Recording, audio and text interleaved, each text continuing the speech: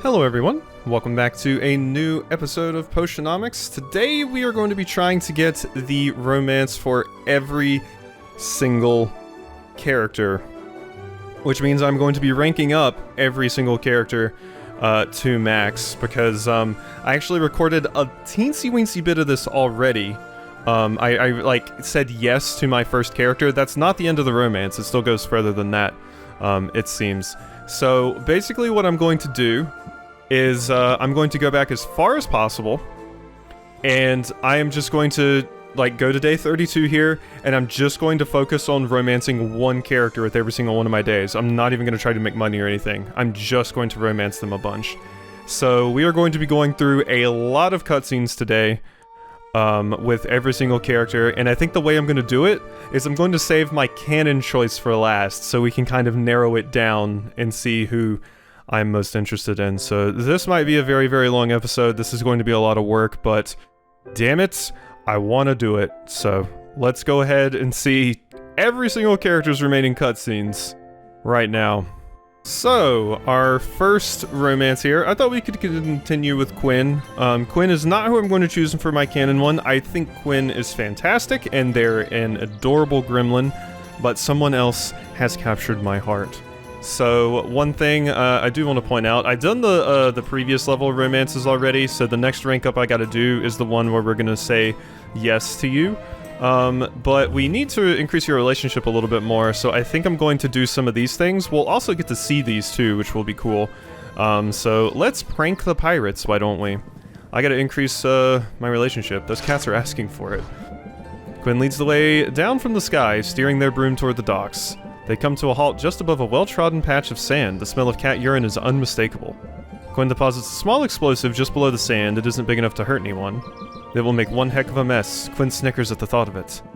Oh man, the retribution's gonna be swift and terrible, isn't it? Can't wait. Sylvia feels a good deal closer to Quinn and significantly less stressed. Yay. All because we're being mean to Salt and Pepper. So, yeah, that's all we can do for today. So, yeah, this is basically what I'm gonna be doing. Just hanging out with them, giving them really good gifts, and increasing our relationship as much as we possibly can. Alright, here we are. So, like I said, this point I had done with Quinn, and we still have some more romance after this. This isn't the end-all be-all, so we are going to continue after this point. So this is the only thing I've seen right here, so I'm all in, Quinn. I'm all in, Quinn. I think we should date. Never dated before. Like to run a cost-benefit analysis before I commit to anything. Just messing with you. Wait, does dating mean I get to mess with you, like, all the time? The teasing is okay, but I think you're supposed to be sweet sometimes, too. Sweet, huh? I'm willing to try that. Could put a flaming bag of flower petals on your doorstep. Or leave cute little bugs on your pillow. Zid would love that. Well, we'll work on it together. Okay, so see, yeah, that's what we get. And then I have to hang out with you more. Hey, a blight roach. Is that my wonderful lover nickname? Blight roach? Sylvia, I've got enough crap. Oh yeah, I already gifted you today. But now we can hang out and volunteer at the pound. That sounds adorable. Alright, let's do that then. Sometimes you gotta roll up your sleeves and do a thing. Volunteer at the pound. This is not what I imagined. All your other things have been about causing trouble, so... Local animal shelter is always looking for volunteers, and today is no exception. Quinn takes Sylvia by the hand and pulls her from one cage to the next. They tell her that each animal must be fed, and that the animals need affection too. For some that means touch, for others a song. Quinn's singing voice is surprisingly good. The horned snake seemed especially soothed by it. What do you think, Sylvia? Maybe one day we'll have a handsome horned snake of our own. They've been known to swallow owls whole, but I'm willing to take that chance if you are. No, I love owls! Sylvia feels a lot closer to Quinn and greatly less stressed. Now, beautiful, beautiful. Alright, I can already rank up with Quinn again, thanks to going to the pound. So, that's cool. Let's go ahead and do our next rank up. Good to see you, Sylvia. Quinn, that was downright warm. I've been practicing. Only the best for my little blight roach. Blight roach? It's my pet name for you. Quinn, why are you comparing me to a roach? It's a compliment. Blight roaches can survive anything you throw at them. They'll outlast all of us, Sylvia. That's kind of nice, actually. Also, you've got the same beady little eyes. But enough pillow talk. You're horrible at pillow talk. Got an important errand to run and I could use a lookout. Here, I'll sweeten the deal. Decrease the cost of ingredients by 20%. Payment up front? I guess I'm in. Not too bad, having a henchman. Girlfriend. I meant girlfriend, obviously. Yeah. This is adorable. I love our fantastic NB partner. Okay, nice and easy. You see anyone coming, you just make a sound like a spotted spit monk. That's in your vocal range, yeah? Spotted what now? Quinn doesn't bother to explain further. Stepping right into the lawn of a nearby house, Quinn creeps towards a ceramic gnome that stands in the grass. Sylvia is certain Quinn intends to steal the garden gnome. Quinn does in fact lift the gnome, and then places it back down again. What was that? Why'd you put it back in the same spot? Not the same spot. I moved it precisely an inch. I do this every day, 1 inch at a time. I think the owner has probably started to notice, if only subconsciously. That's devious. I wonder if it's moved. They'll think, nah, that's impossible. They'll wonder. They'll doubt. Their sanity will be eroded, 1 inch at a time. That is... wicked. You must have had a very interesting childhood. Yeah, not really. Spent most of it locked up in a tower. Sorry, what? As a kid, my parents locked me up. Ooh. I was in a tower for a long time. You were locked up like a prisoner? Well, there were bars on the windows. I was more of a test subject than a prisoner. Quinn, that's terrible. It is what it is. Eventually I got out, got away. It's all good. Why would they do that? I hope you punched them. I hope you punched them on the way out. I didn't. I only had time to punch them or start a fire. Ooh, and I chose the fire. Ooh, good call. Definitely messed up their fancy vineyard. Vineyard, like, for grapes? That's how they made their fortune. Growing jalapeno Grigio grapes for this awful spicy wine. Sounds gross. Surprise, people are dumb. I don't even know why I'm telling you all this. And if you tell anyone else about it, it'll go badly for you. I won't tell a soul, but I'm glad you told me. If you ever want to talk, I'm here. And if you don't want to talk, well, I'm here in that case too. That's cool of you, Sylvia. I almost feel bad now for moving your chair a little bit every day. Why would you do this? Such a gremlin. Such a gremlin, but this is why we love them. Alrighty, so we need to get started on our next rank here. Alright, here's our next rank up with Quinn. I am a little bit worried about how we have to make masterwork potions for the end of their quest lines, because someone did mention that it might be a little bit hard for me to do since I am just like skipping the days right now, but we will see if I can pull it off. I might have to like do a little bit of like off-screen grinding to get the materials I need to make the good stuff. So let's do. Uh-oh, Quinn's finally gone feral. You're not far off. Wanna talk about it? Nope. You do know how to shut down a conversation. All part of the hustle, Sylvia. Gotta know when to put your foot down. Hustle. Raise interest by 8, close sale. If this card is if interest is increased by this card, increase final price of potion by 15%. Whoa. Oh, that's amazing. That's a really good closer. I was wondering when I was gonna get some more closers. I have hustle. I do. Put your skills to use, shall we? Boxer's breath is terrible today. Never did for a teeth cleaning, and that's a 2-person job. Quinn shows Sylvia the ropes, brushing Boxer's front teeth with a small, fine brush. Boxer squirms a bit, but is generally pretty well behaved. Despite their insistence on it being a job for 2, Quinn has only 1 toothbrush. And it looks like you've got this. Easy, right? Now you try. Just gonna need you to get the molars. Molars? Like, all the way in the back? I'll keep him calm. It'll be fine. Sylvia accepts the toothbrush reluctantly. Quinn coaxes Boxer to open up, and Sylvia is confronted with row after row of razor-sharp teeth. Teeth in the back aren't really molars, they're more like rear fangs. Just gotta move on, Sylvia. He won't hold this pose forever. Sylvia takes a steadying breath. She reaches in slowly, ready to snap her hand back at the first sign of trouble. Quinn coos and cuddles Boxer, keeping the mimic calm and still while Sylvia brushes each tooth. I was half expecting you to pull a prank. Too risky. Once Boxer tastes human blood, he's hyper for hours. Plus then he'd have rotting meat in his teeth, which smells, thereby defeating the whole purpose. And also you wouldn't want him to maim me. Also that. As distractions go, it was a good one, but not quite good enough. Now are you going to tell me what's wrong, Blight Roach? You're the Blight Roach, not me. And something big and terrifying with spikes and laser eyes. And deflective powers. Fine, I'll talk. Not even a big deal. Lately I've been trying to get a better handle on my powers. Thinking I could maybe steer them in a specific direction. Like if I wanted to see certain people in particular, people I had connection to. Even at a great distance. I feel like that's something I should be able to figure out. You can see how that would be good for business. Yeah, sure. But I was also thinking maybe I could find out what my parents are up to. Yeah, you're gonna scry your parents? It's a dumb idea, I know. It's a good idea. Seeing them might give you some closure. It's a moot point. Can't seem to zero in on them. That squid vine I ate just showed me some random mer person. I started getting all these visions of you, or else random heroes. Funny, in some ways my powers being useless is the best revenge. Tell me more. What was the deal with your parents and your powers?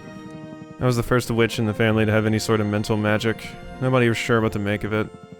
I'd have these fits as a kid. I'd sort of check out, mentally. And when I came back to myself again, I'd know all sorts of weird stuff. Stuff about our neighbors, or the male person, or the guy my mother was seeing on the side. Freaked me out. My parents, though, they only heard the clinking of coins. Blackmail, industrial espionage, political spycraft. They had all sorts of ideas. Ugh, that's messed up to do to your kid. Couldn't control my abilities well enough. I still can't. I guess as I'll get a glimpse of them when I least expect it. That's just how it seems to work. That sounds nerve-wracking. It's not ideal, but what is? At least I'm not alone with it. Oh. I was talking about Boxer, obviously. Sure you were. You know what? I think you might need to brush his tongue next. I'll just loom behind you and supervise. Quinn's giving up on focusing their powers. There must be a potion that could help.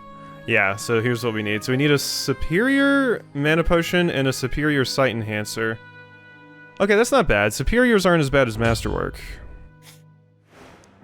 Okay, so maybe we can pull that off. So I have to get back and do that. Oh, well, I do have to gift you again as well, since we still got to get you to the next rank. Alright, here we are, Blight Roach. Yeah, you should stick around. Let's see it. This is rank 10. So did you get the potions? And yeah, those weren't too hard to make. Yeah, I don't know if giving stuff away for free is a great business model, Sylvia. But I don't mind reaping the benefits. And this combo you came up with could be just a thing to give my powers a boost. That's the idea. Range is just half the problem, the other is precision. I think I figured something out that can help me with that. Here's the thing. Clairvoyance is a sort of catch-all term. Covers a range of abilities. Thinking my deal is more accurately telemetry. Relies on associations between an item and a place, or person. So it's not entirely random then. Right, I ate squid vine, I see the mer person who harvested it. I start washing stuff down with your potions, I see you. And now, I've just gotten my hands on some grapes, the same variety my parents grow. So if you eat them, then maybe you'll get a glimpse of your parents? It's a theory anyway, there's only one way to test it. So you're gonna do it, right now? I mean, may as well.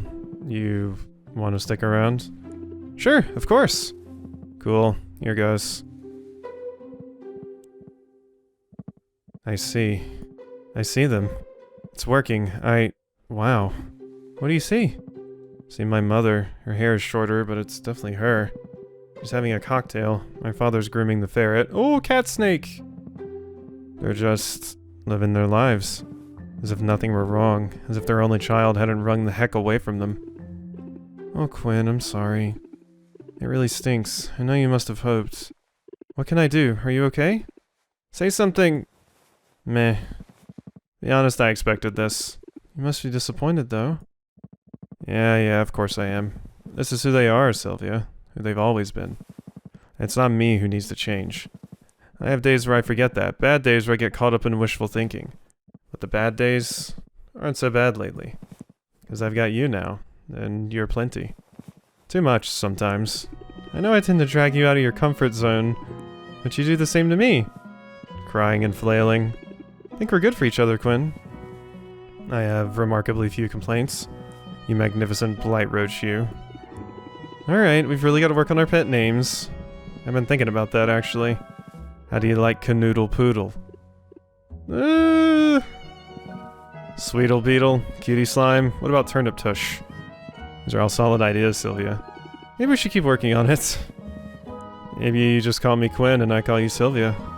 Spent my whole life gazing out at faraway places. For once, I just want to enjoy what's right in front of me.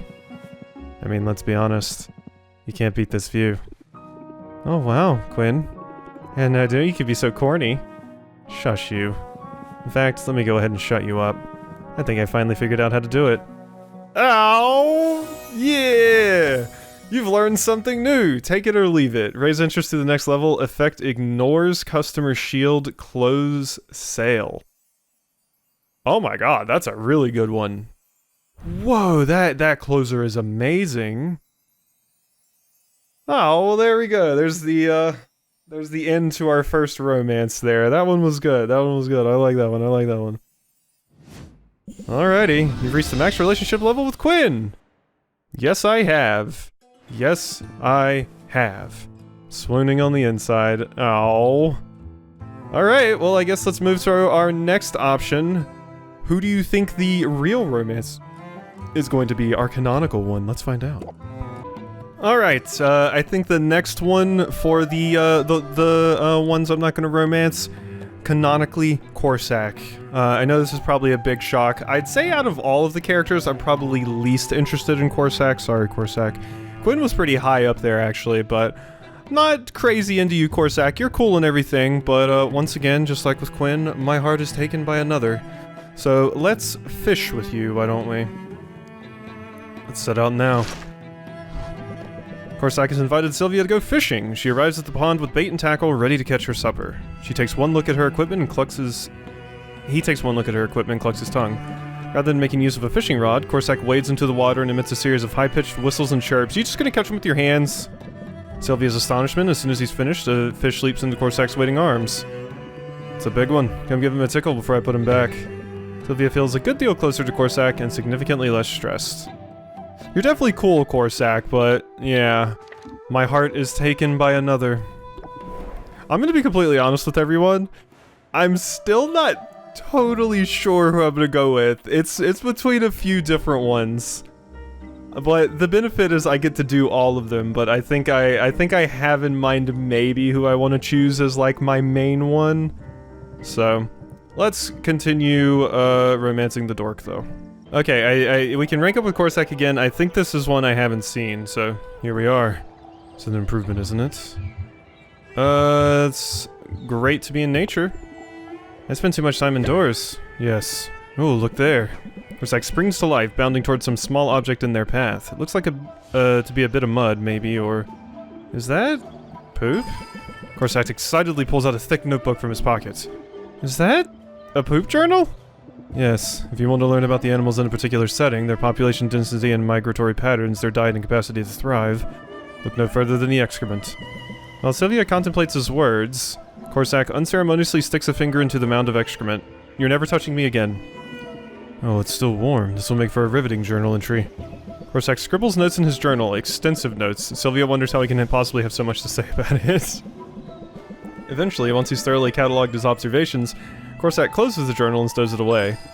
That was thrilling. What a find. Your enthusiasm is charming.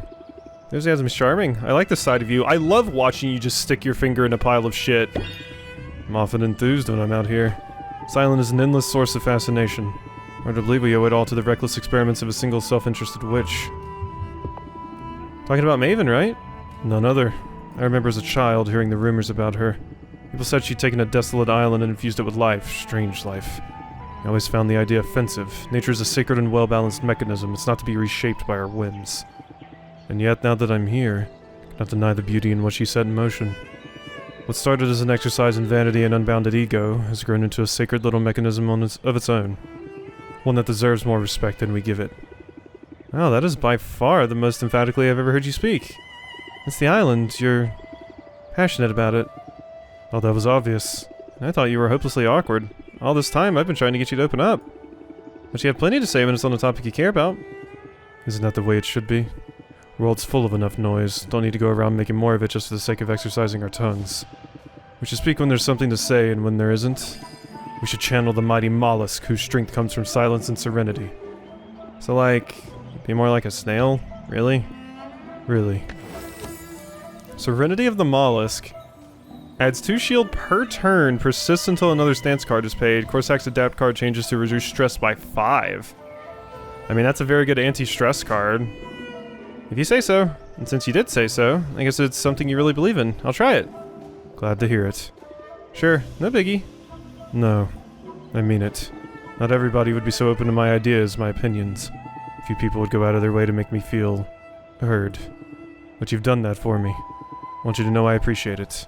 So, and I wouldn't make this offer to just anybody. Do you ever want to borrow this journal? You know, to record your own observations? My own stool? My own stool? Consistency and stuff? Sure. Well, I'll just say the word. Thanks, but believe it or not, I think you found the one topic about which I really don't have anything today to say. Jeez. That was not expected. Alright, we need to fish some more to rank you up. Won't need any bait. Alright, here's another rank up with Corsac. Getting pretty far along here. This is gonna be such a long recording session. Glad you dropped in on me today, Sylvia. Well, thank you, Corsac. That's downright warm.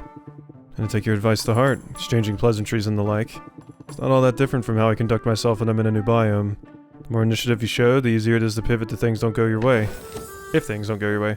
Gain 2 shield per card played prior to this card on current turn. Whoa. That's a lot. That's a very, very good defense card, and it costs 0, too. That would be amazing in my deck, actually. Jeez. If I ever have, like, stress problems? Okay. And plus, you could draw it with, I could draw it with, improv. And see the parallels. Looking at the town as its own sort of biome makes a lot of sense. A certain amount of sense. It's working out for me, anyway. I feel more at ease lately. That said, I wouldn't mind a quick prowl around the forest if you're up for it. Alright, let's do it. Okay, Corsac, that card is good. Well, how about this weather? Oh, and if you're worried about running into any creatures out here, don't. Wearing lycanthrope musk. It'll keep most beasts at bay. I see. Although it's supposed to have the opposite effect on women. I think it's working on me.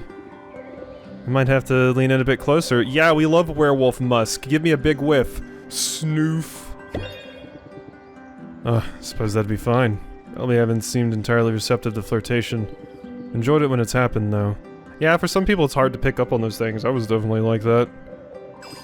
And I think you're about as great as a legless coconut. I have no idea what that means. I love your awkward stance, just the crossed arms and the looking away. It's amazing. Well, leave it to me to put my foot in it. I'm going to keep this simple. I greatly enjoy spending time with you, Sylvia. I wonder if you'd like to engage in courtship with me. About to enter a romantic relationship with Corsac. Doing so will permanently block relationships. That sounds lovely. That sounds lovely. I think we're good for each other. I like when you stick your fingers in shit. Certainly been good for me. That's an indisputable fact. One thing, I haven't had a nightmare about squirrels in over a week. That's sweet, I think. To be honest, I wasn't sure you'd even pick up on my interest. Well, you know me though, Sylvia. I don't always know the right words to say, but I notice things. Certainly noticed you. And oh boy, do I look forward to getting to know you in a whole new way. Please don't finger my shit. Please don't do that. Alright, well, we can hang out and we can do an outdoor concert now, so how about we do that? Hope you like a cappella. When she agrees to attend a choral performance as Corsac's date, Sylvia assumes they'll be visiting an indoor venue. Instead, Corsac leads her into the forest. Corsac finds a fallen log to use as a love seat. He sits beside her, even daring to put his arm around her. While Sylvia waits, he tests the wind, he sniffs the air, he cocks his head, straining to listen to the sounds of the forest.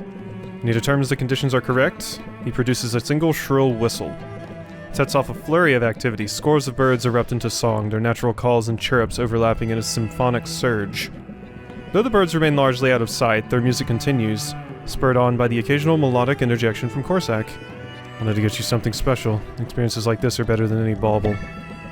That's fair. So it feels a lot closer to Corsac and greatly less stressed. Sometimes just spending a very unique moment with someone that you are love is fantastic, and you blushed and said I looked great today. Aww. Bye-bye, Corsac. Would you look at that? I can already rank up with you at the beginning of the day. Beautiful. Alright, Corsac, hit me with it. Always good to see you. Fact is, if I had my way, we'd spend even more time together. Never dated before. I think I'm taking to it like a drug to acid. Think so too, though I might have put it differently. Especially good to know I have someone I can trust. Someone I can call on in times of need. It's so sweet, I can almost overlook the fact that you're clearly about to ask for a favor. That obvious, huh? Korsak gestures to a box tucked just beneath his seat. Within the box is a bed of straw, a small bowl of seeds. And a bird. Hi. Looks up at Sylvia with what she sure is a glint of malice. Is that a pet? Because... I think it's precious. I think it's precious. What a cute little thing. Please don't infantilize the cunning predator, Sylvia. This is a spew jay, so named for its projectile spit. Consider myself warned. People hunt these birds because their stiff feathers make excellent fletching. And hunters tend to kill their quarry. It's easier that way. Easier for the hunters, I mean. Sort of a bummer for the birds. Yeah, I imagine so. You found a better way? I have, although it requires an extra set of hands. One of us needs to massage the bird while the other very carefully removes the appropriate feathers. Hate to impose, but I thought it could be sort of romantic, maybe? Sure, this isn't what they mean by couples massage, but I'm game. I'm glad. I didn't really have anyone else I could ask. Don't take this the wrong way. I'm not trying to weasel out of this or anything, but... Haven't you made any friends in the guild? You've been here a while now. Funny you should mention it. There was a time, not too long ago, when I'd have said I didn't have much in common with anyone here. Nor any need to seek common ground. I aimed to keep my head down and do my job, and I did it just fine on my own. And now? Now, I suppose, I've developed an interest in socializing. That's your influence. You reminded me there are benefits to running in a pack. Benefits? Like someone to massage the murder bird? That, sure. There are intangible benefits, too. You're the only friend I ever had. I'd consider myself lucky. Lately I find myself thinking about the companionship of my peers. Watch the ease with which they gather, like rot flies congregating on a carcass, and I envy it. Hard to know where to start, though. Sure I haven't come across as approachable here. Well, I wouldn't compare anyone to a rot fly, not by way of starting a conversation anyway. But otherwise, the first step to making friends is just be open to it, so in that sense, you've already made progress. Maybe you're right. Maybe I'll soon be surrounded by new friends, like a unicorn in heat. Ugh. In the meantime, we should take care of the spew jay before it calls reinforcements. You know what they say, birds of a feather eviscerate together. What exactly have I signed on for? Don't worry, Coconut, I've got your back. And your hazard pay. Decreases the cost of adventures by 50%! Hey, I'll take it! I had a feeling. Now, how thick are those gloves? Because you should expect quite a bit of pecking. I didn't mean to click there, whoops. Fantastic. This is a weird romance. Like I said, I wasn't super interested in romancing Korsak, but since I want to see everyone's, I mean, we gotta. So, let me work on getting your next tier unlocked. Alright, we can rank up with Korsak again, so let's hit it up. Come on, you dork, what are we doing today? Massaging an octopus? Gotta say, Sylvia, you continue to impress. Feel stretched to the limit most days, and I'm not even doing half as much as you are. You're about as admirable as a slime. Oof, and you were doing so well, too. I'm going to go ahead and assume you meant that as a compliment. Of course it's a compliment, Coconut, don't you know? That else would I mean it. But slimes lack in backbone, or bones of any kind, I guess. They make up for it with their brilliant and beautiful minds. Mind of the slime. Lasts until the end of the current haggle session. Draw one extra card per turn. Persist until another stance card is played. Oh my god. Korsak's adapt card changes to draw 4 cards. Oh my god, that would make my draw power nuts. Okay, Mind of the Slime. Sure, why not? But what has you feeling stretched so thin today? Too much to do, not enough time. Barely back from one expedition and I've got another one coming up. First I've got to clean my canteen, sterilize some drinking water, put together some trail mix for me and for the birds. Oh, and I've got to make some fresh soap. That one's more for you than it is for me. Always thinking of me, huh? More than you realize. But truth be told, there's something else on my mind too. Baptiste. He's planning a social hour, gathering where we heroes can get to know each other a little better. Sounds like the perfect opportunity to make some friends. I hope so. As you may have noticed, I can rub people the wrong way sometimes. Not bunnies, though. I know just how to rub a bunny. Your heart's in the right place. You'll do fine. Probably. Just don't compare anybody to a slime. In the meantime, why don't we take some of that care of that other stuff off your plate? You got some money now. Might as well spend it and spare yourself some stress. Haven't been to the marketplace in a while. Not since our ice cream date. Let's head that way now and see what we can find. Alright, sounds good to me. A lot of people out today. Remind me of the way armadillos will crowd around an oasis. Usually ends in blood, or mating free-for-all. Well, you won't find any rutting rodents here, but you can pretty much bet anything else. You can buy pretty much anything else you can think of. Much as I admire the DIY attitude, your time is too precious to DI-all-Y. I think I understand you, but my tracking skills are useless here. Point me in the right direction? Disposable canteens, packaged trail mix, handmade soap. Packaged trail mix. Packaged trail mix saves you the bother of assembling your own snacks. Suppose that's alright, although I enjoy the ritual involved in feeding the birds. I only accept biodegradable packaging. Corsac drifts through the throngs. He manages to avoid bumping into anyone, despite having his eyes on the wares. First, he seems genuinely intrigued by the items on display. There's even a ghillie suit for sale. On inspection, the ghillie suit is made entirely of synthetic materials. The birdhouses are small and made of plastic. The journals are flimsy and unsuitable for outdoor conditions. Given how receptive customers were to my sustainable potions, I'd assume local businesses would be more ecologically responsible. I thought Raftans recognized how precious the environment is. I thought they cared. I do like this part about Corsac, the environmentalist. It's very nice to see. It seems convenience and thrift eclipse all other concerns. Can't be all that bad. I mean, there's vegan ice cream. Just the one flavor, though. Really drives home the point. I'm as much an outlier here as I ever was. I don't have much hope Baptiste's social mixer will be the thing to change that. You belong here as much as anyone else does, Corsac. Don't give up on finding your pack. Maybe we're a pack of two. Maybe that's plenty. For now, though, I gotta get ready for the expedition. Don't worry, I'll come back after it's done. Even if there's a part of me that just wants to keep on walking. Corsac feels like an outcast. He obviously craves more human connections.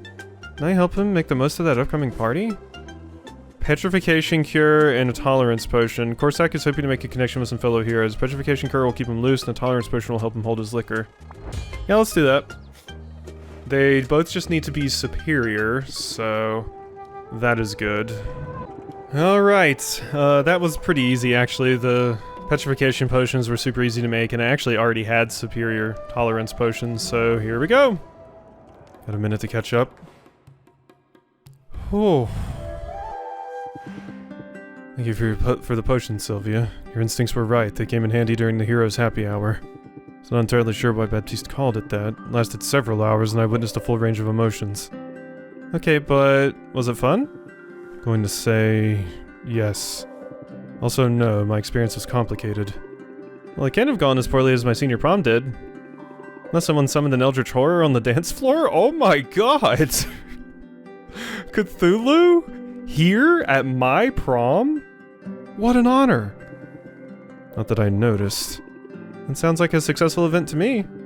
Good to have that perspective, I suppose. I made trouble with the event, and it won't surprise you to hear this. But I found small talk all but impossible. Well, I could ask the trivial questions just fine, but listening to the trivial answers, my mind wouldn't sit still for that. Yeah, I know that struggle. Sorry, Sylvia, but I can't bring myself to care what a grown man's favorite color might be. And when people asked about me, well, I found I couldn't keep the trivialities. You talked about three-legged coconuts, didn't you? Or fingering shit. Coconuts, yes, and spiny-tailed avocados, and those berries that call you rude names. Also talked about how to fight them, and how to do it without wrecking the whole forest. Talked about things I care about, Sylvia, things of interest to me. Even talked a fair bit about you. You better have. Don't make me wrestle coconuts for your attention. I mean, I'm all down for you just being you. I'm making fun of you fingering shit, but I would rather someone be enthusiastic about their interests rather than just put on this fake personality. That's a particular fantasy of mine, actually. Anyway. Some people evidently took me for a real downer. They made excuses to step away, and they never found their way back to my vicinity. A few scoffed at me when they thought they were out of earshot. Sorry. I've been there and it's hurtful. Yeah, this is definitely... having difficulties, like, communicating with other people in a social setting and knowing the norms and everything is definitely something that's very hard to learn when you don't already know it. Why focus on the ones who left? Because the one who stayed, Sylvia? They stayed because they were genuinely interested in what I had to say. Never been one to chase approval, but finding it feels good. It's not just approval, really. It's a sense that I belong here, this feeling of community. Sounds like the lone wolf found his pack. You might be right. Some of us are even getting together next week to discuss sustainability measures the guild could adopt. Looking forward to that. Right now, though, it's just you and me. I like that too. Come on, let's prowl. I quite like this romance, actually. I feel like I'm gonna like all of the romances, probably, even if I wasn't super sold on Corsac. I still like the message here. Suddenly very quiet? Well, just because the person isn't afraid to talk doesn't mean he can't enjoy the silence. Never been a fan of silence. It makes me nervous. I've never been a fan of chatter for the sake of chatter. Saying that, it might sound like I'm grasping for superiority of some kind. Not that I mean to set myself apart from people, not trying to be distant or unfriendly. The truth is, my hesitation around social interactions, it's always been about one thing: fear. I was afraid people wouldn't understand me, afraid they wouldn't care about any of the things I cared about. Glad you're getting past those fears. I have you to thank for that. Never hesitated to join in on my hobbies. You never made me feel bad for rambling about my offbeat preoccupations. You expressed interest in what I had to say, and that helped me see that others might be interested too. I haven't forgotten this whole hero turn was your idea. Even when I was antagonizing you, you were listening to me, hearing me, even then. Can't take all the credit, put a lot of effort into, well, making an effort. And you've done all that while staying true to who you are. We could agree on that. Whatever changes I've made, I'm still that same odd duck. Just a less lonely version of who I was all along. It's a good thing, because there's enough typical to go around. Not so typical yourself, really. Of all the many marvels on this island, you're the most extraordinary creature I've come across. We're very different people, Sylvia. Suspect we always will be. But there's a common ground between us, a trail that you blaze with your wit, compassion, and fearlessness. If I'm ever silent in your presence, it's most likely because I'm struck dumb with awe. Wow, I don't even know what to say right now. Don't say anything, my coconut. Let's just be here, in this moment. Alone together. Oh, you learned something new! Lessons from nature. Draw a card, raise interest by 10, gain 3 shield. That's a pretty good card. You've reached the max relationship level with Corsac. Alright, Corsac, there's our second one down. We are an hour into this video already. I have a lot of work ahead of myself. But I have decided this is what I'm going to do, and damn it, this is what I'm going to do. Although I might have to make myself a coffee. Luna, Luna, Luna. My little four-armed, adorable moth friend. I am unfortunately here to say that you are not the one I will be choosing to spend the rest of my time in the game with, but we will be seeing your romance today, so how about we rank up? I can put the work on pause. I think I've probably already seen this one, so we might have to fast forward a bit. Let's do a knitting circle! I'm behind on my knitting, join me! Luna pulls out a box full of half-finished knits and bundles of colorful silk strands. She hands Sylvia a spare set of needles and gives her a brief tutorial. Then they each set to work on their individual projects. Sylvia's attempt at a simple scarf ends in a horrific knot of rainbow carnage. Fantastic. Whereas Luna, putting all her arms to the task, produces dozens of cute little booties in a matter of hours. My siblings are gonna start having babies any day now, Sylvia, and Aunt Luna will be prepared with booties for all her nibblings. Oh, how adorable. And cool, we can go ahead and do the next rank up as well. Fantastic. Your timing's perfect. I think this one I haven't seen, so... Sylvia, I'm on fire, fire, fire today! Stand back, I don't want to burn you. You've always been hot. Oh, and I'm not afraid of getting burned. Huh, well, my cheeks sure feel red hot at this moment. I only meant to say that I'm getting a ton of work done today. Seriously, I'm on a productivity streak so massive they can probably see it from space. What's the secret to your success? That's easy. Do you remember when I said you could use stress to your advantage? Turns out I really undersold it. A bit of stress can help you a bit, but a lot of stress, it can push your brain and body into overdrive. Dig deep and try it for yourself.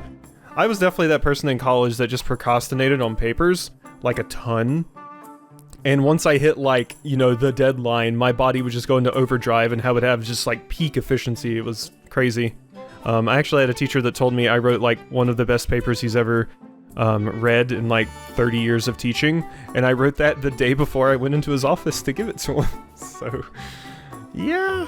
I was one of those people. But it was... I focus well under, like, timeline pressure like that. So, dig deep. I can do this too. Increase interest by 5, then raise interest by 5 for every 4 points of current stress level.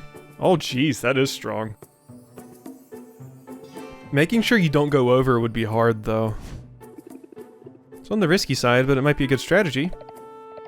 Works for me. Now, do you have 7 minutes to spare? I thought we might step outside. Let's step outside, Luna. What do you have to tell me? Thank you for joining me, Sylvia. Set this time aside to have a super important conversation with you. That's a little ominous and also very formal. What's on your mind? Isn't anything to stress about? Probably. Maybe. Oh gosh, stick to the script, Luna. It's just... Listen, I've noted several instances of unmistakable flirtation, and I wasn't sure what to do about that, at first. But I took a good long look at my 5-year plan and decided, I have time for a girlfriend. Hey, that's great. Good for you, Luna. Yes, thanks. I do have someone specific in mind, you realize. Oh, I love the little look. Look at your eyes. Also, Sylvia, please don't... Oh yeah? And who's the lucky lady? Oh my god, Sylvia, please! Sylvia, come on, it's obviously you! I mean, okay, maybe I haven't been very obvious with my affection, but I do take time off work to hang out with you. You don't think that I do that with just anyone, do you?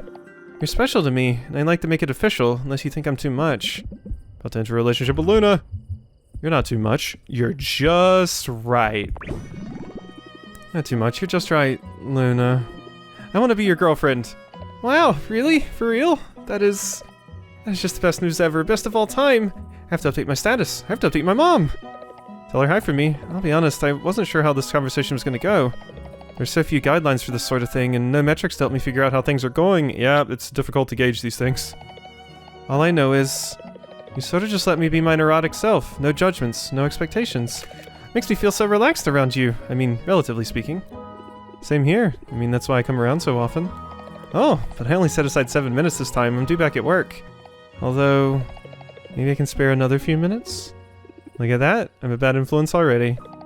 Oh, I don't know. I think maybe you'll be good for me. I think maybe you'll be the best thing ever. Oh. So cute. I love it. Hi, girlfriend. Oh, I love saying that. Oh.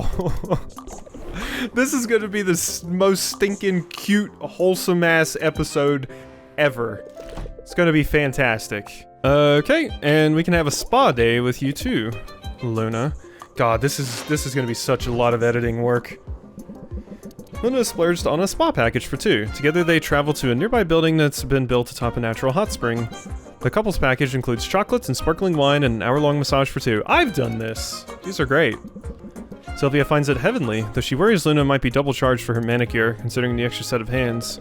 Smuggled in a bouquet of flowers for you. They wilted in the sauna. Guess it's the thought that counts? Right now I'm thinking, you look good in the towel. Oh, ooh, lewd. Alrighty. Oh wow, and we can already hang out again. Okay. Hey girlfriend. Hey girlfriend. Alright, let's rank up. For you? Of course. Luckily this is relatively easy to do with the way I'm doing it, like going back so many days and just focusing on one character. Glad to see you today, even more than usual. Just the sight of you warms me up like a cozy and delicious sweater. You're sweet. Well, I hope you still feel that way after I ask you for a favor. Tell me something, have you done your finger stretches today? Because I've got 85 birthday cards to sign, and I'll bet you could forge my signature pretty convincingly. It's actually just a squiggly line. Me too. Luna plops down a stack of 85 birthday cards. They feature an image of the Bay's infamous statue of Maven. Bet this brightens your siblings' day. I bet it makes them shriek. I chose this particular image for a reason. Growing up, our parents used Maven as their own personal boogeyman. Luna, you better clean your room, finish your dinner, ace that test, or Maven will come and take you away to her island. Probably blows their minds that I moved to that very island of my own free will. Luna begins gracing each card with a slapdash but impressively consistent signature. Sylvia commits it to memory and then pitches in. I appreciate the help. We're all from the same clutch, so birthdays can be a lot. Does this mean your birthday's coming up? Oh, why? Are you planning a sweet birthday surprise? You've got a couple of months. It's just that the mail to the mainland is so super slow, I had to get these done early. But now you've got me thinking. I usually work on my birthday, but I've never had a girlfriend to spend the day with. Maybe this year will be special. I have to say, this whole dating thing, it's like a whole new level of the jitters. I like it a lot. I like it too. Glad you're happy. Happy not to be thinking about work for a few minutes, am I right? God, so right. Wait, really? I thought you liked thinking about work. I mean, generally, my new client, the one I told you about in a vague and mysterious fashion, she is kind of a lot. Ooh, who is it? I promise not to tell anyone. Technically, I'm still bound by an NDA. Can't name any names. But I can't keep secrets from my girlfriend, can I? I'll tell you this much. The client is a celebrity on the mainland. She's royalty, in fact. When you said celebrity, I thought I was like, zit? Tell me more. The royals need publicists? Do they ever? I mean, if you think about it, their authority sort of relies on selling people a certain image. Noble bloodlines, grace, taste, and wisdom. A self-evident right to rule. Royals are constantly selling a narrative. Yup. And if word gets out that a certain spoiled princess is ill-suited to choose breakfast, much less the course of a kingdom, well, that's when her subjects start making uncomfortable questions about the line of succession. Some of them might even go a little cuckoo, if you know what I mean. I do. Sounds like important work. You're basically a kingmaker. Oh, I don't know. Mostly I'm drafting social media posts about what she's eating for breakfast. That sounds boring. When I make it through this trial period, it'll pay well. That's something. You probably don't want me to tell you to drop her. You can tough it out. The only way out is through, remember? That's right. You know me, I can handle the stress. Yeah, Luna doesn't like the whole giving up mentality. And the benefits of this situation potentially outweigh any negatives. To me, there's nothing better than amplifying worthy voices and ideas. I love giving the little guy a platform. The little guy doesn't tend to have a robust marketing budget. Is royalty really the little guy? I don't feel like it is, Luna. Working with a larger client can be a hassle, but taking their money lets me offer affordable services to smaller clients. Oh wait, that's what you mean. Okay, yeah, that makes sense. So yeah, you're grabbing the royalties money so you can help out smaller clients. Good. As long as I can juggle the demands of my time, I can make everybody happy. That includes my parents. I know I'm not supposed to care what they think, but I can't help caring a little bit, and they were thrilled by this news, Sylvia, like seriously over the moon. They still don't get what a marketer or publicist does, but working for a princess? They wrap their hands around that super quick. Or heads. I see what you mean. I'm happy that your parents are happy for you. Thanks. And just to prove all that help the little guy stuff is more than just talk, I have a whole new coupon for you. Yay, marketing cheaper. Careful, or you'll spoil me. Don't even joke about it. One diva on my client list is more than enough. As far as I'm concerned, you're the one who deserves the royal treatment. You're awesome, Sylvia, and that's a message I'm happy to promote totally free of charge. No. You're adorable, Luna. My heart's all aflutter. Girlfriend of the year, that's you! Cool, so, yep, we got the next rank up there. I gave you some Chardonnay. Cool, let's rank up. Maybe a quick errand? What you got for me? Luna, I'm interested to see what potions you're gonna need. Probably some enhancers. Thanks for helping me. I gotta pick out some new office furniture. And as harmless as that sounds, it can be a fraught experience. Why? Are you a big spender? Not exactly. Just come with me to the lamp vendor, okay? And pull me out if I do anything weird. As soon as I step inside the lamp seller's stall, Luna tenses up. Her pupils grow huge, her wings flutter, she walks towards the nearest lamp. Oh no, you love lamp! 'Cause you're a moth! And she walks right into the lamp, bumping against it repeatedly. Luna? Luna, snap out of it! Oh no, I did it again, didn't I? Maybe we should skip the lamps for now. What's next on your list?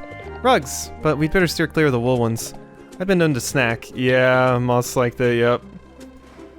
Oh, the lamp! That's amazing. Well, that wasn't quite the relaxing outing I had in mind. More out of sorts than I was at the start. Eyeballs don't randomly fall out of sockets, right? They're in there pretty good.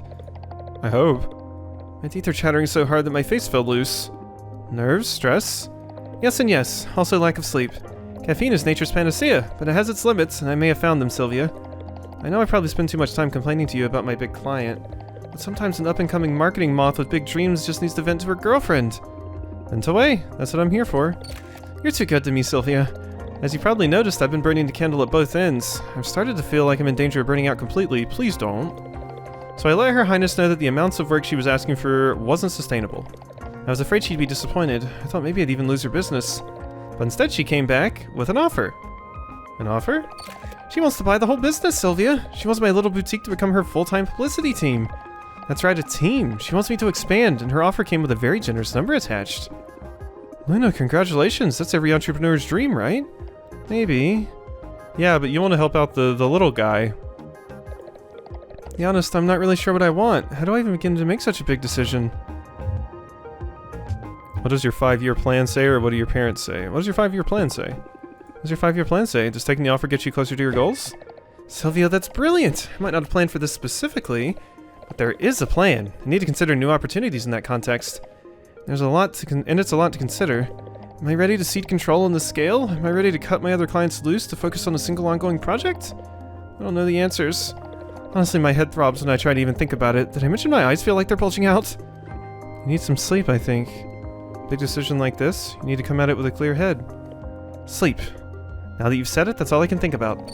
You're a master of subliminal suggestion, Sylvia. I hope you're using those skills in your daily negotiations. Subliminal suggestion. Raise interest by 10 at the start of customer's turn. Value increases by 5 every turn. Oh my god. That with like Quinn's cards would make for just a crazy damage over time deck, basically. Listen to the sound of my voice and give me all your money. I'm not totally under your control. Although I'd pay you an absurd amount of money for a supercharged cup of coffee right now. Poor Luna. More coffee's the last thing she needs. You can brew something even better. Mana and stamina potion. Luna needs the benefits of a good night's sleep, or the next best thing. A combination of mana and stamina potions will rejuvenate her mind and body. Cool. Awesome. Well, there we go. Let's go make you those potions, why don't we?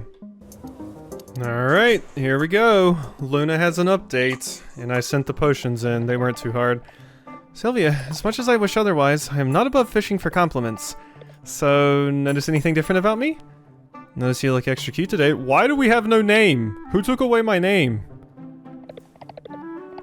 Sylvia, you're shameless, and I like it. If I look nice today, it's because of your super terrific potions. They made me feel humanoid again. It might be all the replenished serotonin talking, but dang, you were good at what you do. Serotonin is needed. Once I was thinking clearly again, I made a big decision. I turned down that buyout offer. My working relationship with royalty has officially come to an end. Oh, really? I wasn't sure which way you would go. Me neither, but indecision was getting me nowhere fast. I had to make a choice. Hope it was the right one, but you know, it feels right. Well, it feels right to me. My parents are acting like I just set myself on fire. You told them already?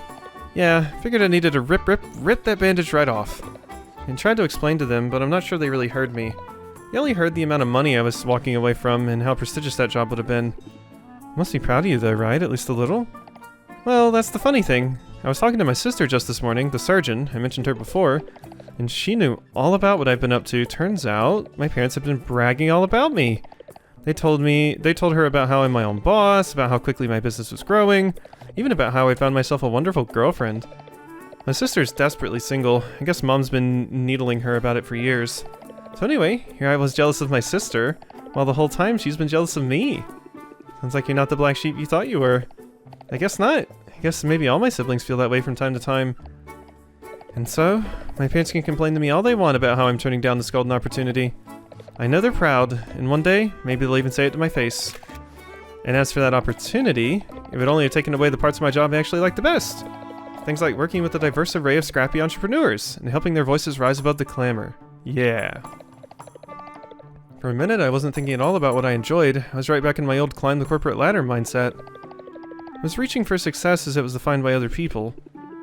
Well, by my definition of success, you are killing it. And as your girlfriend, my vote counts double. Successful and in love? I am one lucky moth. Oh, did I just say... I mean... Oh well, I guess the warg's out of the bag. Is it warm in here? Let's go for a walk. Oh... Well, it's nice that you turn down the offer and you can do what you love. Ooh, fresh air, yum yum.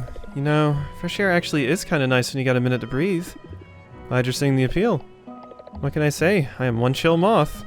It's funny, my number one reason for coming to Rafta was to be more independent. I wanted some space, some distance between myself and everyone who knew me. Because they all had so many expectations, and those expectations were boxing me in.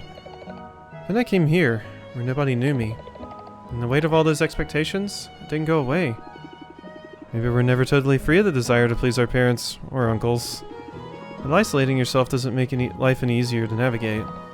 That's the truth. If I've learned anything in our time together, it's that we can support each other while pursuing our individual dreams. I don't believe in luck. I believe in hard work. But I'm blown away by my good fortune in finding you, a true partner. Luck still plays a very important part. You can work as hard as anyone else, and you can just get unlucky or be at the wrong place at the wrong time. I love you, Sylvia. And you know what? My parents are gonna love you too. Well, no need to rush that meeting. Didn't I tell you? They're visiting soon. Hope you're ready to deflect a lot of demands for grandkids. They won't double digits. They're going to demolish me, aren't they? No way. Don't worry, Sylvia. I'll protect you. After all, don't forget, it's my job to make you look good. And right now, you look good enough to kiss. Oh, and the selfie. Final push. Raise interest by 12 for each current level of interest. Close sale. Oh my god. That's amazing. Raise interest by 12 for each current level of interest. These closers are amazing that we get at the end of all of these. Wow, Luna's final closer is good. You've reached the max relationship with Luna. Look at that. We are making our way. It is an hour and 23 minutes into this recording, and I've still got 6 characters to romance. Oh, old gods help me. I thought we could take a little bit of a break from romance to hang out with our pirate friends here, since we can't romance them, so... What are you two dorks up to? You're also the lowest rank ones besides Corsac, I believe, so... There's a bomb! Oh yeah, we've already seen this one, I think. Oh my god, your third thing is prank Quinn. Quinn pranks you, you prank Quinn. Oh, that's amazing. That meddlesome merchant's in trouble now. Salt outlines her plan to Pepper. Once she has the captain's approval, she turns to Sylvia. At Salt's direction, Sylvia flies up to Quinn and gives them a pizza box. She presents it as a free meal from a secret admirer, but inside the pizza box is a decapitated bird. Knowing Quinn's penchant for strange foodstuffs, Sylvia's worried they'll actually eat the bird. She returns to the pirates in a hurry. Wish I could have seen the look on their face. Let me guess, sorta sour and grumpy, right? Ha! Sylvia feels a good deal closer to Salt and Pepper and significantly less stressed. Yee. That's good. I'm glad we pranked Quinn. That's fun. Alright. Can rank up again. Let's see what we got. This one I think is the new one, so... Supply run, but first things first, let's get some ice cream. I'll even pay for it instead of stealing, out of respect for your chosen profession. That's big of you. Pretty big, yeah. I only hope that this place actually finally took my feedback and has expanded its flavor offerings accordingly. I don't know why they didn't have seafood-flavored ice cream to begin with. It's like a no-brainer. I think you're out of luck. I don't see anything seafoody. And I don't smell it. Fine, we'll just stick with plain. Plain? Do you mean vanilla? Nah, vanilla's a flavor, isn't it? I mean plain, milk-flavored. Like a tuna intended. It's not the most flavorful ice cream Sylvia's ever had, but any ice cream is better than none. Salt and Pepper lap enthusiastically at their own scoops with their tiny pink tongues. So good. So good. You just can't get this on the high seas. Guess there's gotta be some kind of trade-off, right? Otherwise I don't see the appeal. If I spent as much time on land as you lubbers do, I'd just be pissed off all the time. So no change, really. Captain Peanut Gallery over here, but you know the best part of life on the high seas. The lawlessness. Lawlessness is probably the best part. Forget loans and debt, take what you're owed. Sounds nice when you say it like that, but it ain't like we got no rules and bribes really add up. No, the best part is you're always with your mates, your crew's your family. And you get to take them with you wherever you go. That's why we take this blood brother process so seriously. We gotta really put the screws to you. Make sure you're not the type to spill your sand at the first sight of trouble. What does spill your sand mean? I'm not familiar. It's a pirate thing. Each of us carries a vial of sand, Sylvia. Sand is collected from the beach on which we're born. Yeah, mostly we spend our whole lives on ships, but when a litter's about to be born, we try and find a cozy patch of sand somewhere. Birthing is a messy business. Better do it in nature's litter box than have to swab the decks with bleach. Fair? Carrying some of that sand out to sea with us feels meaningful. Cool custom. Sort of like taking a little piece of home with you. Yes. And no, it's not like the beach is our real home and the ship's a replacement. Think of it this way, the sand connects us with the place of our birth. It's not like an anchor, it's more like a reminder that we can take the important stuff with us. Home ain't a static place if you follow. Now that you know our secrets, we gotta kill ya. Oh no, I'm gonna walk the plank. Wait, you're just seeing if I'll spill my sand. I'm demonstrating another pirate's haggling hack. You can't show him no weakness, Sylvia. No quarter. Give no quarter. Remove all customer buffs, then raise interest by 13, close sale. Remove all the buffs, then close the sale. Isn't that a little pointless? I mean, I guess there's some buffs you would want to move at the end, but Yeah, removing them like right when it's about to be over seems a little weird. Oh well. Well, that's rank 6, so we have 7, 8, 9, and 10 still go here. Alright, a quarter will be given. You got spirit for a landlubber. Ugh, I got indigestion. Me too. How does this happen with the ice cream? Every time, because cats aren't actually supposed to drink ice cream because they're actually lactose intolerant once they get older. But I give my cats lactose-free milk because you can't get some special kind of milk because one of my cats loves milk. He's obsessed with it. If he sees you get the carton out, he will just start screaming. So we give them a little lactose-free milk, and that doesn't really bother them. You think they're trying to poison us like that sushi place that time? Possibly you're lactose intolerant? I don't know what that means, but I ain't known for my tolerance, so probably. Need to find a litter box. Yeah, you and me both. See you around, Sylvia. Hot tip, you might want to steer clear of this area for a good 20 minutes or so. Alright, will do. I'm not scooping it. Alrighty, so let's prank Quinn again. Oh, and look at that, we can already rank up again. Cool. Thanks to pranking Quinn. Hey Sylvia, you recognize this potion? At a wave of Salt's paw, Pepper holds up a glittering potion. The color and clarity are superb. It's a good-looking potion. Is it one of mine? Sure is. We procured it off one of your customers. I'm flattered. Would I get to made one for you? So you're saying it's not irreplaceable or nothing? Good to know. Pepper, dump it out, please. Pepper uncorks the bottle and dumps its contents into the sea. Hey, what gives? We needed a fancy container for your ceremony, something you had a connection to. Could have just asked me for a spare bottle. Consider it at least one test of your commitment, and honestly, you gotta be ready for these shocking twists. Running with us means weathering some storms sometimes, so gird your loins before anybody can kick at them. Batten down the hatches. Apply stalwart or decrease stress by 5. God, that's expensive for decreased stress by 5. You're right, I should have seen that coming. Now come on, if you're done crying over spilt milk, we got something big in mind for today. Spilt milk makes me cry. Been running with us for a while now, and one thing's clear. You're definitely blood brother material. From hurling rotten fish down a chimney to encouraging Pepper's pursuit of vengeance. Not to mention your willingness to gouge out your own eye. Wait, hold on, I never... You made it obvious that you aren't afraid of anything. And there's only one thing we value more than fearlessness. Family. That's right. We don't just mean the kittens in your birth litter either. See, as a pirate, you get to make your own family. How great is that? What do you say? You ready to become a blood brother? Yes. Let's do it. That's the right attitude. And hey, bonus, your verbal confirmation absolves us of liability. What? It'll be fine. Just do exactly as we tell you. Thus begins a strange ritual, the full significance of which is largely lost on Sylvia. First, she's told to bathe, which mostly just involves licking her hands. Now I have brimstone and leather fibers on my tongue. You're supposed to take your gloves off first. Some mutual sniffing, and then the pirates break into a lively sea shanty. And so the kittens lost their mittens upon the raging sea. Goes on for a while. Alright, time for the grand finale. How do you feel about having a pee on a public beach?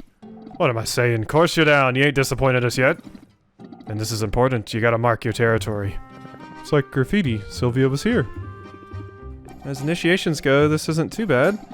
Nah, there's no initiation, we're just hanging out. Yes, there's one sort of ceremonial thing we gotta do. Pepper? Sylvia, we would like to present you with a bottle of sand from this beach. As you know, every pirate carries sand from their birthplace. In your case, this beach is the site of your rebirth as a pirate. Now, wherever you go, whatever you do, you'll have a piece of Rafta with you. And if we're apart, it'll remind you of us too. Plus, in a pinch, it kinda works as a portable litter box. Thanks, guys. I'll cherish this. Sort of relieved there's no actual blood involved. Please don't pee in the bottle.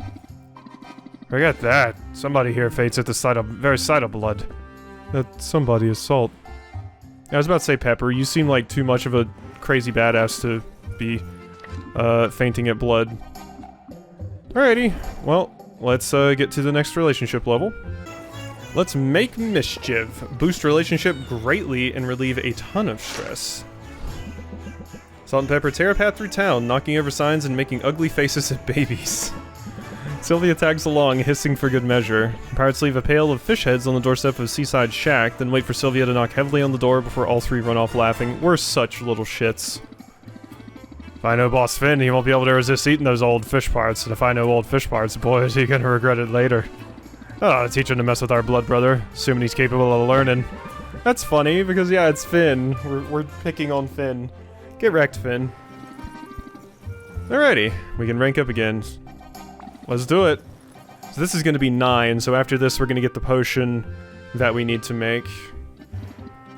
Come on, blood brother, let's get out of here. Where to? There's a party at the Heroes Guild, and we want to see the place. Speldon's go, that guild hall's one fine sea vessel. The fact that it's intact at all after a Kraken battle tells you those sailors knew what they were doing. And they really showed that old witch a thing or two. You remember the day Maven was defeated? Remember? Geez, how old do you think I am? The Grey Muzzles tell stories of a time when this particular island was totally off limits. Whatever else she was up to, I ain't one to judge, but keeping the riches of this place to herself, that gets my hackles up. Her death was good for business. And no disputing, although I never found a body or nothing. Makes you wonder. I have wondered that. Is Maven actually gone? You know? I wonder. Because Robin's been kind of suspicious about the whole thing as well, so I do wonder, because Robin's kind of like dodged the idea that, you know, he actually did too much, and it's mentioned that Robin was just kind of there. I wonder if we'll get the full story about Maven. Anyway, about this party, if you can believe it, Pepper and I weren't exactly invited, but we heard you know some of those heroes. Think you can get us in? Yeah, I'll talk to Baptiste, or alright, get in my knapsack. I don't think they'll like that. They're also very large. Yeah, this is the same party that, Corsac went to. I'll talk to Baptiste. I bet he'll let you in. And what if he says no? Better just sneak us in. I didn't think you would want— How is Pepper going to fit?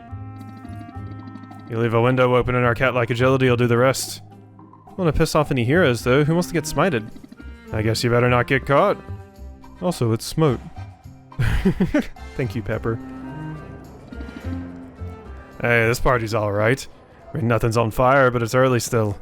I like the trophies. We could do something like that. We'd have too many. Ship would sink under the weight of our many triumphs.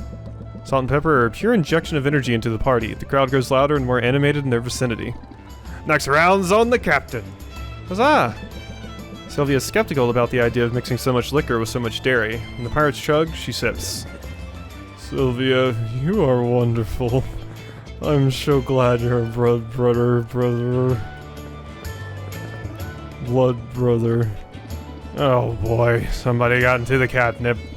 Sylvia, you ready to go? Could use some help getting the captain back.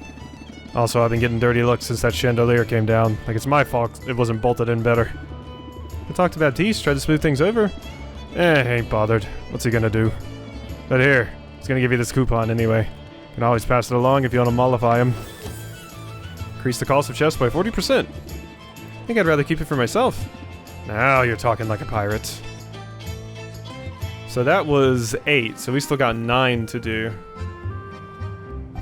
Been too quiet. Whew, we got things to do. I think I gotta buy some more fish for you dorks. Time to rank up again. Rank 9. Yeah, because I forgot you dorks were at rank, like, a way lower rank before, so... Sylvia, pull up a fishing rod. We gotta replenish the provisions. Let's avail ourselves of the ocean's bounty, and one another's company. Pirate's direction, Sylvia baits her hook with a writhing mirthworm. Its toothy grin is unnerving. Ew. They cast their lines, and soon Salt is singing. Oh, I wish for a fish. And I wish for a dish for that fish. Minutes crawl by, nothing bites. Wonder if we might have more luck if we were quiet, or use more appetizing bait. Oh, we're just the decoys. We're supposed to be super conspicuous. That way the fish swim away from us and right into the blast fishing zone off the side of the boat. The saying goes, you catch more fish with cannons. An explosion nearby, followed by a great splash of water. The pirates assemble on the deck, howl in triumph. Huzzah! Salt, now might be a good time to have the talk. Yeah, alright. Sylvia, there's something we gotta discuss. You know all that, hey, you're a blood brother, welcome to the family stuff? Might have gotten ahead of ourselves. Oh, so much for families forever, I guess. You're still a blood brother, Sylvia. Yeah, we aren't dropping you off at the orphanage or anything. In fact, hold up. I started us off on the wrong paw. We need to have us up early. In other words, let's clear our heads and start over. Mental Pearly. Discard 3 random cards. I mean, that's useful for, like, stress cards, but you don't draw anything. If it was, like, discard 3 and draw 1, that would be better, but just discard 3 is, like... Yeah, that's a very specific circumstance. Consider it done. Now what do you want to talk about? Ain't really no big deal. Just had some of the crew point out you can't be a real pirate if you never made an offering to the big guy. Had to adjust my mic there. The big guy? You know, the pious Piscine, the saltwater savior, he of the many scales and no fingers. The Great Katuna. Oh, hell, the Great Katuna. Yeah, you said that earlier. It's funny. It's supposed to be Kahuna, but it's Katuna. The Great Katuna is a pirate deity, I take it? The one and only. From his trench far below, he watches all that transpires upon the ocean's surface. When he's pleased, our ships can come and go without any hassle. When he's displeased, look out. Storms, tidal waves, primordial horrors, newly wakened and crazed with hunger. And once I got a splinter. Best way to stay on Katuna's good side's making an offering. Big guy likes his cut of the booty, if you know what I mean. Okay, so you throw stuff overboard, like seashells, wine and mutton? Or like cold hard cash, Sylvia, the equivalents in precious goods. In your case, a couple of fancy potions would do the trick. Whatever it takes. If I need to make an offering, then so be it. Well, that's what we like to hear. In fact, since you got so much money to spare, maybe kick a little my way too. It's bordering on sacrilege, Salt. Ah, Katuna doesn't mind a little entrepreneurial spirit. Anyway, we'll give you some time to get your offering together. Trust me, it'll be worth it. Getting the Deepwater deity's good graces. It'll be smooth sailing from here on out. If I want to run with Salt and Pepper, I've got to make a sacrifice to Katuna. Hurt my bottom line, but I've come this far. Tolerance I already actually have, and... I can't remember if I have a radiation tonic too? Maybe. I know I made some, but I don't know if I'd made some at this point, so we'll have to check. I know I have the tolerance potion, though. Let's make an offering. Whew, I'm gonna have to get some coffee after this one. We're almost at 2 hours. You know, I'm wishing we had some kind of secret handshake, although you don't have a tail, so that would sort of limit what we could do. Don't feel bad, Sylvia. I knew a pirate once who lost his tail in battle, and he got along just fine. Well, he lost his balance and fell overboard. Thanks, Pepper. I'll be extra careful. Potions you set aside look legit. You ready to do this? Don't ask. Let's just get it over with before I lose my nerve. Oh, I wouldn't worry about that. You, Sylvia, have a lot of nerve. Meant that as a compliment. Not sure if it came out sounding that way. Salt and Pepper creep to the very edge of the dock. Sylvia follows, peering into the glistening water. If anything lurks beneath the surface, it remains out of sight. Here we are, as close as the landlubber can get to the great god of the sea. Oh, great Katuna, we've got offerings, large one. Salt, hold on. You've proven your fearlessness many times over, Sylvia. I know you must have doubts about this. It's a little hard to wrap my head around. I mean, I worked so hard on these potions. They could be worth some real gold. You really are looking for... Are you really working for the gold, though, or what the gold represents? Money is precious, but only because people decided that it would be. It has no intrinsic value. You can't eat it. You can't love it. Not really. And there's so much in this world that does have intrinsic value. Real, true worth. Like jewelry. No, Salt. You know what I mean. I mean friendship. A dry spot in the sun to lay your head. A beating heart and working lungs. Money can help with some of that, but only so much. This is our way of showing the world what we really care about. Here, we draw a line in the sand and we say, we do not desire wealth for the sake of wealth. We desire family, health, laughter, and love. Damn, this is a nice message, Pepper. Thank you. We ask humbly to receive all the wonders we cannot buy. These are the blessings that Katuna may bring us, if he deems us worthy. I don't know about all that. I just throw valuables in the water because it keeps hurricanes away. Everybody knows that. It's science. Alright, I'm convinced. Not about the hurricane thing, obviously. I mean, the other stuff. Sylvia holds her potions in her hands. They're good potions, and she's getting good at selling them. What if these two concoctions are the difference between paying off her debt? We're losing everything. But it's too late to back out now, and something in Pepper's words ring true. Perhaps a small act of defiance will show the universe what really matters to her. Hey, nice throw, Sylvia. You got a good arc on that in the splash. Katuna will be pleased. Yeah, I will. I got a feeling. You got good stuff coming your way, Sylvia. Starting now, in fact. I talked it over with Pepper, and well... Jeez, I don't know how to say this without sounding stupid. Pepper, help me out. Sylvia, would you like to pet us? Yes! Because we would like that. Boy, would I. Come here, you crazy cats. Ow! Oh my god! We get to pet the cats at the end, yes! Raise interest by 7 for every card played prior to this one on current turn, close sale. That's a pretty good one. Carpe diem indeed. Alright, we're not quite halfway through yet, but we're almost halfway through. Whew, I need a little bit of a break. Gotta go stretch the legs and stuff. We took a break to pet some cats, and I've rejuvenated myself a little bit.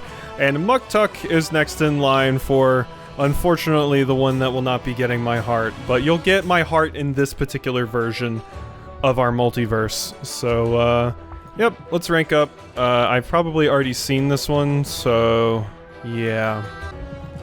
Okay, we can visit a gallery with Muktuk here. I had already seen the next rank up level thing too, so. Muktuk leads Sylvia to an affluent residential district where a socialite has opened her doors for a public art exhibition. The space is adorned with asymmetrical pottery, craft paper mobiles, and abstracted landscapes in bright primary colors. Sylvia is especially taken by a self-portrait. The distorted proportions imply to her something profound about the isolation and solipsism of modern life. She feels a little foolish when she finally realizes that the artist of all these pieces is the socialite's 6-year-old son. Finger paintings are especially fine, I think. Oh, if I but had fingers, the marvels I could create. Sylvia feels a good deal closer to Muktuk and significantly less stressed. Alright, here's another rank up with the Tuck. Sand rarely comes to mind for its utility as an artistic medium, to which I say for shame! Sand is miraculous. It can be molded to nearly any shape with ease. It is like water that holds its form or molten metal that you can touch. It doesn't hold a shape for long. Sand sculpture wouldn't be very permanent. We're making sandcastles. And what is permanent? Eventually, wave or wind will return any sculpture to its base elements. With sand, that process is accelerated. This feels honest. It is a reminder of the great folly in chasing permanence of any kind. Besides, there's pleasure to be found in getting your flippers dirty. Muktuk sets himself down in the sand of the beach. He invites Sylvia to do the same. Slippers prove well equipped to scooping and shaping sand at tremendous speed. Within moments, he sculpted an impressive sandcastle. It has peaked turrets, little arrow slit windows, and a moat with a drawbridge. All Sylvia has managed is a shapeless mound of sliding sand. Well, it is a work in progress, yes? Every artist struggles through the process of creation. The important thing is to end strong. And haggling, too. Save your greatest burst of enthusiasm for your closing argument. Say it with zeal. Buy it now or regret it always. Raise interest by 20, close sale. That's pretty good. I do quite like rock sands because it gets rid of any negative effects, but I can do that. Nicely done, nicely done. We've come far together, Sylvia, don't you think? It was on this very stretch of sand that I first set foot on Rafta's shores. Now here we are, trading techniques and small artworks together. Making small artworks. It's romantic out here. I mean, if you can look past the gigantic imposing Kraken skull. Find myself in agreement. The waves themselves whisper to me of your grace. Let us therefore pay no heed to that memento mori, that calcified calamari. That's a good one. Good line. Now is not the time for us to contemplate death. Now is the time to celebrate life, through the art form known as poetry. Poetry? Muktuk, do you write poetry? When the mood strikes me, and last night. Strike me it did. Well, let's hear it. Ahem. Embers burning red. Flaming forge of creation. Your hair is pretty. That's it. So, what do you think? It was nice. I loved it. Muktuk, is there anything you can't do? Cannot play stringed instruments. You see, I have no fingers. Yeah, that's fair. And what was that? You loved it, you said? Then I am triumphant. Sylvia, it was your companionship that inspired me to write it. You have been very forward in your pursuit of friendship. And I think, in your pursuit of something more, perhaps. I have long shirked romance, fearful that it might distract from my work. And yet your presence is no distraction. It is the farthest thing from distraction. Sylvia, you inspire me at every turn. Romance, ambition, artistic fulfillment. Is it possible for one walrus to have it all? With you, I dare to think it might be possible. About to enter a romantic relationship with Muktuk. Doing so will permanently block other ones. Oh, it's possible. I want to make all your dreams come true. Especially the dream where you have an amazing girlfriend by your side. Ahem, well, how embarrassing for me to lure you here with promises of poetry. Only to find myself at a loss of words. Oh, look at the mustache curl. I know you like to shout, but maybe there are times when it's okay to be a little quiet. You're right, of course you are. Silence is best, when appreciating such an exquisite piece of art. You mean me? Or that statue over there? You're beautiful, Sylvia. And if you'll let me, I should like to tell you so. Every day. No. All these romances are so cute. Here she is, one of Rafta's greatest splendors. Thank you. Art therapy. We can do this one now. She'll massage your hands if they become cramped. Muktuk produces a box full of art supplies. There are brushes, paints, charcoal, colored bits of wax. It's a lot of stuff for two people, which makes sense when Sylvia turns around and realizes a crowd is gathered. We're gonna paint together? That's adorable. My wife, for our first anniversary present, actually got me a paint by numbers, like, easel set that we can do together. That's like one of our pictures from our wedding. Very nice. The sled has been completely surrounded by children. They jostle and jump in their efforts to press closer. Muktuk explains that he has offered free lessons for local children. Each week, more and more of them gather. He could use Sylvia's help. Look at you! You're like Walrus Bob Ross. Children cheer when Muktuk steps up his easel. As he passes out supplies, Sylvia sees him wipe away a furtive tear. What a team we make, Sylvia. Perhaps one day we shall collaborate on a great masterpiece of our own. I want at least 3. Gonna have to disagree with you there, Muktuk. I think I would be a horrible parent. Very, very horrible parent. Oh, cool. We can already hang out again. Your presence delights me. So this is gonna be... We just did 7, so this is like 8. Your arrival is like the dawn itself. Begone, darkness, for Sylvia has arrived. I am a lucky walrus indeed. Like a warm welcome. Never a fan of the dawn, though. Given the choice, I'd rather sleep in. That is a choice I cannot condone. Her time is too precious to be spent on repose. Nobody can be productive 24/7. That's a recipe for burning out. I do not believe that idleness is a cure for burnout. I think it instead is a symptom. I don't agree at all. But I do agree that it is necessary to sometimes step away from forge and canvas. And that is why I make time for pulp novels, gossip, and you. In truth, I had an outing in mind for today. You know me, I'm up for anything.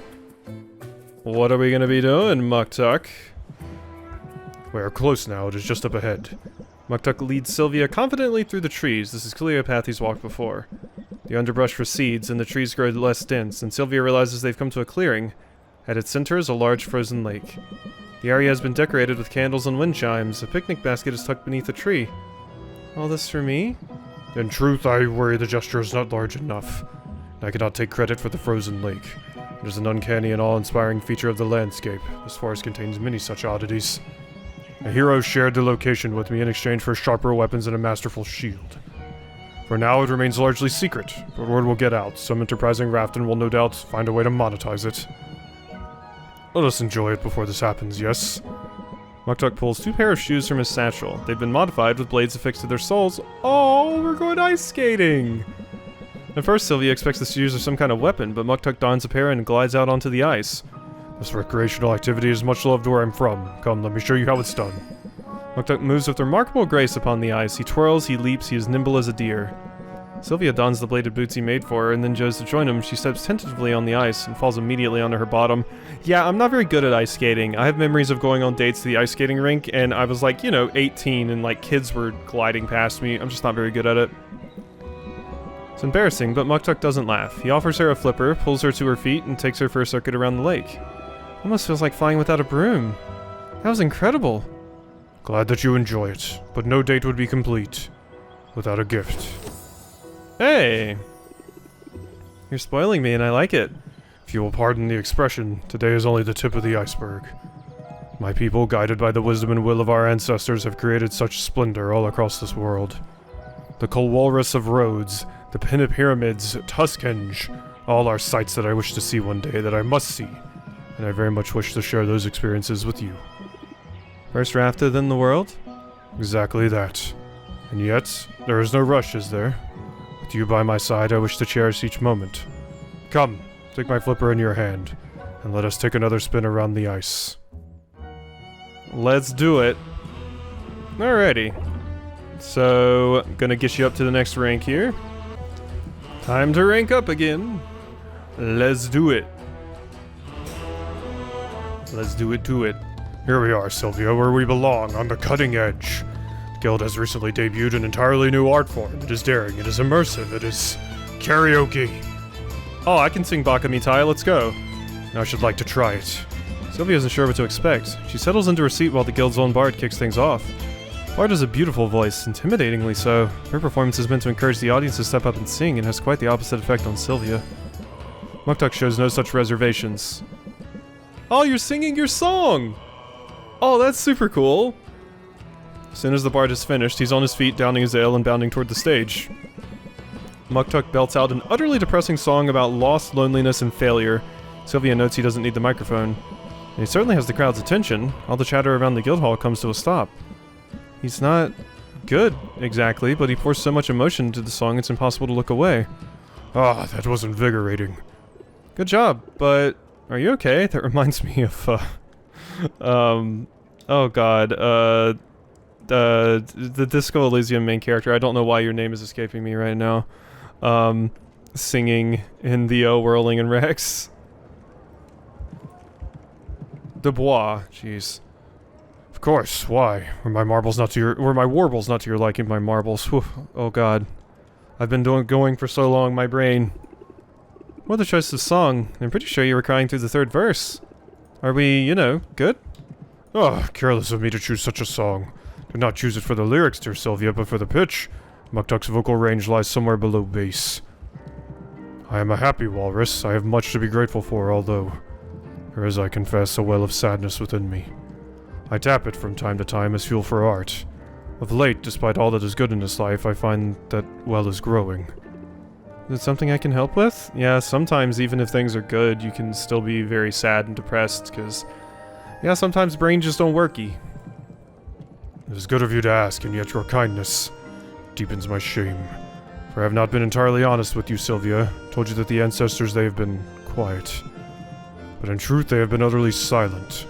To have been on my pilgrimage for so long and heard nothing, it is worrying, Sylvia, deeply so. I strive to be deserving of the ancestors' guidance. I push myself to my limits until my muscles ache. Yet they remain silent. So naturally I wonder, is the problem with Muktuk? Is Muktuk not worthy of their wisdom? I believe in you no matter what. And I'm sure you'll find the inspiration you need to create your masterpiece. Your faith is a kindness, one I do not take for granted. Yet it is my faith that is in question. What if... I can hardly bring myself to say it, but must say it I must. What if there are no ancestors? What if those who claim to have heard them were untruthful? What if I am only the butt of some grand joke? It's only natural to have moments of doubt, but you shouldn't doubt what you've accomplished. You're so talented, Muktuk. Your upgrades have demonstratedly improved my life. As ever, you humble me. And it is very persuasive to focus on the artistry. If you were selling me my own cauldrons, I would buy. Artistry. Raise interest by 10, increase the price of the potion by 5%. Yeah, that's a good one. An upgrade to the craftsmanship one. There, see? You get where I'm coming from. There are things I do well, and it is good of you to remind me. But I have grander ambitions. Fear not, however. Should not allow myself to become mired in self-pity. For wallowing is the ultimate self-indulgence, and I do not have the time to waste. Muktuk's being too hard on himself. He needs to see that he's already accomplished great things. Maybe we can help with that. Insight and alertness enhancers. If only I think, do I still have alertness enhancer just knocking around? I might even have a superior insight enhancer too. Alright, here we go. You have been on my mind, of course. Time to get to that rank 10. Let's smooch that mustache. Truly, Sylvia, you are at the height of your craft. Guessing you like the potions? Quite so. The taste was so pleasant I could not help but lick my lips, but what's more, potions bestowed upon me a sense of enlightenment, as if my third eye were pried open. It's funny that you said they taste good, because the insight potion had every negative effect possible. I realized that an artist is ill-equipped to be his own critic, so I had an idea to place at my sled a box for comments. For I seek guidance, and while the ancestors may be silent, customers rarely are. What sort of things did people have to say? Oh, I would not know. I have not yet mustered the courage to read the cards. Perhaps, since you are here... Sylvia, would you do me the honor of reading these missives? Muktuk holds his breath as Sylvia takes up the first of several note cards. It's from Mint. She wrote, Muktuk, you're a lifesaver, and I mean that literally. Your repair work on my hammer looks gorgeous, and it withstood a bite attack from a full-grown prairie piranha. I don't know what that is, but she's clearly impressed, especially since you barely even charged her for your work. Roxanne says your engraving tools keep their edge twice as long as anyone else's. In her words, she's been around the block a few times. Saffron claims the tree weep in the vicinity of a Muktuk crafted axe. I'm not sure this is totally relevant, but Quinn says that Boxer loves gnawing on that weird sculpture you abandoned. Sylvia, I don't know what to say. Leave it to Quinn. Leave it to them to make it weird. My gremlin. This is... Are you alright? Alright is deeply insufficient to describe what I'm feeling. Such an outpouring of respect and admiration I never would have imagined. Yeah, that many 5-star reviews would make me cry too. You joke, I think, but you know the depths of meaning in this. We toil, all of us, because we must work to put food on the table and a roof over our heads. But for some of us, the work is also a calling. A roof is necessary, but it is fulfillment we crave. My work is appreciated on this level. To know that others see the value in my labor, this is a gift unlike any other. Yep, it's always nice when you get good comments on something you work on. It's always a nice fuzzy feeling. To be fair, I've been saying this stuff all along. Thought you were just being kind. And you are kind, Sylvia. Your support has been of the utmost significance to me. Were I to have the encouragement and adulation of all of Rafta behind me, it would mean nothing without you here beside me. Come, if you are in agreement, I would like to return to our special place. I know the feeling of getting nice, wholesome comments that make you feel great, Muktuk, believe me. Waters of the bay are still, the beach is empty. In the quiet, the great statue of Maven seems even more imposing than before. There she is, just as we left her. And just as she will be for years to come. You realize, don't you, that the statue will outlast us both? Long after we are ash, she will continue her silent vigil. Oh, I don't know. There's always a chance an earthquake could take her out. Or that the people might bring it down, yes. May one day tire of the reminder of a dark past. That's true too, that's what I was gonna say. Suppose this is the lesson the sand taught us. While our works may indeed outlive us, nothing is forever. We all wish to leave our mark on this world, not just artists, everyone. For me, there's the added pressure of my pilgrimage, in order to complete it as it is intended, as it has always been done. I must craft a work of singular beauty and undeniable grandness, a masterpiece. I have it in me, this I know, but in the meantime, there is the other purpose of my pilgrimage, to forge connections and to aid those who may benefit from my skills. I enjoy this very much, the union of form and function, the betterment of daily life through master craftsmanship. Art that helps people. Perhaps that is not so insignificant. Sounds awfully impressive to me. I'm glad that you think so. I can only hope that the ancestors agree. Do they speak to you? Though I strain to listen, I have yet to hear their words. And yet, there is something there. Their presence is unmistakable. The ancestors are with me, Sylvia, and they have filled me with the full conviction that they are pleased with my path and my progress upon it. That's great news. Indeed, yet it is no excuse to sit idle and twiddle our flippers. There is much to be done, for we are all of us building this place together. Rafta itself is the great work of many hands. And you and I, we are building something too, I think. This great collaboration called love. You are an inspiration to me, Sylvia, but you are also more than that. You are my partner and my friend. Feel the same about you, Muktuk. And let us anticipate great things in our future. Let us also appreciate this moment, for we must not fail to see the beauty that is all around us. And in the spirit of appreciating beautiful things, I should like to sculpt you, Sylvia, if you would allow it. Oh? What, here now? Why not? The light is exquisite, my spirits are high. I think neither of us could ask for a better company, eh? Tell me true. Alright, I'm game. What do I do? It is easy, you just stand very still. But first, a kiss, I think. For luck. For luck. Smooch the mustache! Conviction. Apply conviction. Can only be played as an opener. Doubles the interest applied by the next interest-raising card. Interesting. Reach the match relationship with Muktuk. That is 5. We have 4 more to go. And as I'm sure people can tell, it's getting down to a lot of my favorites. I would honestly say Quinn was pretty high up as well. If I had the rankings here, I would say my rankings put Quinn definitely in the top 5. So probably even top 4. Honestly, I really liked Quinn. So alrighty, who's next? Who am I going to decide upon? Saffron. At the beginning of this, I said that you would probably be the character I was going to go with. And you are cool, and you are nice, but my heart has been stolen by others. I would actually even rank Quinn higher than you. Like I said, I'm pretty sure Quinn's in my top 4.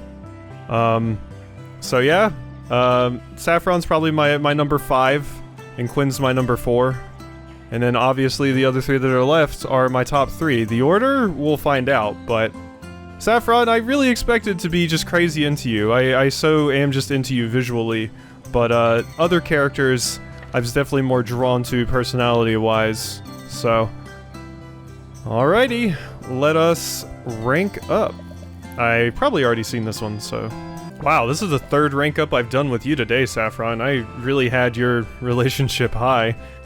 It's not going to be a lot of work to get you to where I need you to be. I've been feeling less burdened since our recent talk. I'd been so determined to leave the past in the past, but it feels better to have everything out in the open. It's really helped with my productivity, too. Just this morning I converted an old ladder into a wine rack, which was necessary, because yesterday I decided my old wine rack would make a fine bird feeder. Now I just have to figure out how to get the bird feeder up into that tree. I suppose I'll just have to make a new ladder. Or I could fly it up for you. Here you go again, solving my problems. I like making you smile. It brightens my day every time. Save all my best smiles for you, and my best haggling tips. Let me teach you some breathing exercises that will keep you calm through even the most difficult negotiation. Regulated breathing. Reduce stress by 1 at start of each turn. Lasts until the end of the current haggling session stacks? Oh my god. Well, that's busted. Yeah, it stacks. Oh my god, well if it's for stress problems, that's a very, very good one. I mean, it makes sense that you have the best things for dealing with stress. Neat. And exhale. Got it.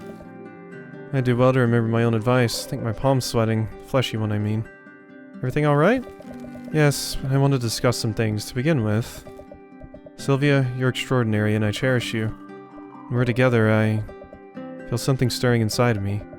Part of me that's been sleeping for a very long time has started to awaken. And that frightens me, Sylvia. I'm not sure what to say. It sounds like you like me, but also like you're not sure that's a good thing. It's a complicated thing. It isn't always easy for me being vulnerable. Friends I lost all those years ago, they were more than friends, really. In all the ways that matter, they were my family. Since then, being open and letting people in hasn't always come naturally for me. But yes, Sylvia, you're right. I like you quite a lot. If I find it scary to say so, well, it just gives me an opportunity to stand up and be brave. So what do you think? Am I right to believe there's something here? About to enter a romantic relationship with Saffron. How the times have changed. I didn't think my character I was like, oh, I'm totally into them, was going to end up being in my number 5 slot. Definitely something here. And I think we should explore it. You're right, we should. Let's be brave, Sylvia, and bold, starting right now. What to do, how to revel in our newfound fearlessness. I know, let's carve our names into a tree. Doesn't that, like, kill the tree? That's a sweet idea, but are you sure? It feels a bit like vandalism. I'll be sure to ask the tree for permission, but they tend to go along with this sort of thing. In fact, I never get a tattoo without trying it out on a tree first. Wait a minute, Saffron, you have tattoos? What are they? Where are they? Guess I'll just have to keep your eyes peeled. Ooh. I think I'm going to like dating you. Yeah, I think you probably will. Ooh. Very flirty. I see. Haha. Never grow accustomed to your loveliness. Thank you. Alright, well let's let off some steam, why don't we? I haven't seen some of the 1 and 2s of, like, most of the characters, but we don't need to see all of them, but I like seeing the 3 and 4 ones. Saffron guides Sylvia to a secluded grove. The place Saffron comes to vent by screaming herself hoarse. Before Saffron can utter a sound, however, Sylvia leans over and kisses her. Saffron smiles, and her eyes seem to sparkle in the shadows. Yeah, and these do change depending on if I'm dating or not. Well, I suppose there's more than one way of letting off steam. Sylvia feels a fair amount closer to Saffron and moderately less stressed. Well, that's sweet. Instead of coming here to scream, we just come here to make out. Fun. Alright, let's, plant a seed together. Why don't we? We also have the option to clean up litter. Might have to do that one at some point, too. Saffron is cradling something in her cupped hands. She opens them to reveal a single gleaming acorn. She and Sylvia embark on a winding walk through the forest before finally coming to a clearing. Freshly cut trunks and wheel tracks in the dirt mark the clearing as the work of woodcutters. Saffron kisses the shimmering acorn and she asks Sylvia to do the same. This is our seed now, Sylvia. We're responsible for the sapling that'll grow from it. I just realized... Yeah, there's 9 romances, but yeah, that because Baptiste is still left as well. I forgot about Baptiste, actually. Sorry, Baptiste. I completely forgot about you. But yeah, there's 10 full relationships to get to the end of. I was thinking about just the 9 romances, but I included Salt and Pepper, so that means 10. So we actually have a few more left, more so than I thought. This is our seed now, Sylvia. We're responsible for the sapling that'll grow from it.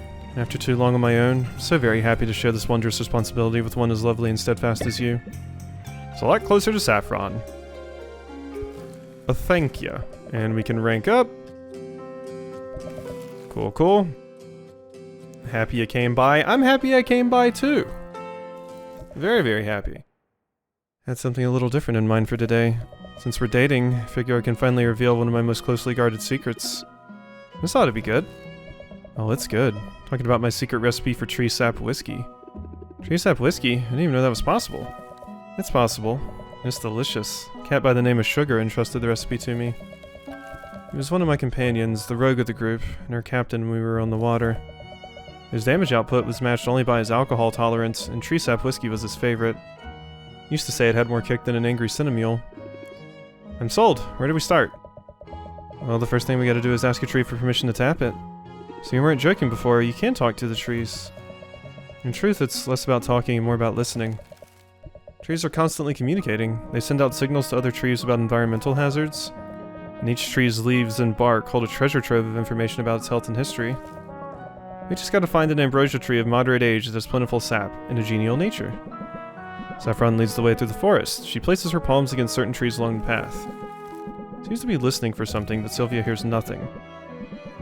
At last, Saffron finds a tree that she says will suit their needs. She carves into it with a specially prepared spork made of dark, dense wood. Her sporking skills show great precision. She cuts just deep enough that the wound drips a steady stream of sap into her waiting bucket. Thank you for your generosity, proud sentinel of the wood. I'll patch you up when we're done.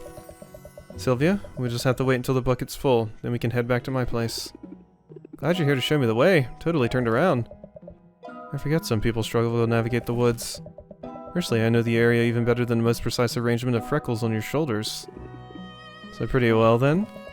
Yeah, made a thorough study of both, but you'd always take a closer look. Seriously though, don't all the trees kind of look the same? They do not. Not if you're paying attention. Forest contains pines, oaks, gloom willows, all grouped in unique arrangements. Guess I've only got eyes for you. Or I should learn the difference. Guess I've only got eyes for you. How's a forest supposed to compete? Flatterer. I only hope the forest doesn't get jealous of your attentions. A place like this has teeth and a long memory. But yeah, I should have said I should learn. But alright, let's set the trees aside for a moment. If what you see is not enough to help you get your bearings, there are other senses you can rely upon. Notice the tang of sea salt on the air. Feel the sponginess of the moss beneath our hooves. I don't have hooves. This particular spot of woodland is a spot like no other. And this is what I really mean when I talk about mindfulness, Sylvia. It's not just about shutting out the stress. It's about what you choose to take in. It's about being truly present. I think I follow you. I know I could be better about living in the moment. To struggle when there are bills to pay. Ease your burden a bit, Cherry Blossom. There we go. You're sweet, and that does help, thanks. Some whiskey might help too. Is it almost ready? Oh, I'm afraid I may have given you the wrong impression. This process takes several decades. But the anticipation is part of the pleasure. Take these next 30 years to prepare your senses. And in the meantime, got some cheap moonshine stashed away in one of these tree hollows, I think. Sounds good to me. Alrighty, well that's funny. Right, another rank up with our beautiful, beautiful girlfriend here. Almost out of material for my pipe. I'll go out on a limb and guess you don't buy your tobacco at the marketplace. Actually isn't tobacco at all, just a soothing blend of flower petals and witch bramble. No wonder you smell so nice. It's all part of my nefarious plan to keep you close to me. But here, let me show you how I make it. Saffron pushes aside some foliage to reveal a small workstation. Among the tools on display, Sylvia recognizes a mortar and pestle and a small fermenter. Till recently, I reused old jars for fermentation, but Muktuk's craftsmanship is second to none. I'm sure he's told you so himself. You want to take a spin with a pestle while I cycle out the fermenter, make it nice and fine? Dried fairy flowers hang from a line that runs between tree branches. Saffron reaches up and plucks a few petals. The fairy flowers, that's what we've been giving to Baptiste a ton.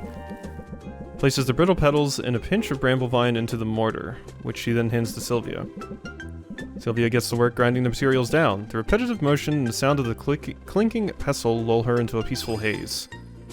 Kinda relaxing, isn't it? Small work with the hands can be meditative, particularly if you aren't the type to enjoy sitting still. And we both know you don't like being idle, my cherry blossom. The smell is soothing too. Maybe you should take a puff from your pipe. Oh, I'm not sure that's a good idea. Even if it isn't tobacco. Smoke isn't good for your lungs. I know that might sound hypocritical of me, but as a Fae being, I have less to worry about. Humans are fragile, and like to keep you in one piece. Thanks for looking out for me. You're a good influence. Glad you didn't take offense. If I'm honest, this touches on the topic I've been dwelling on lately.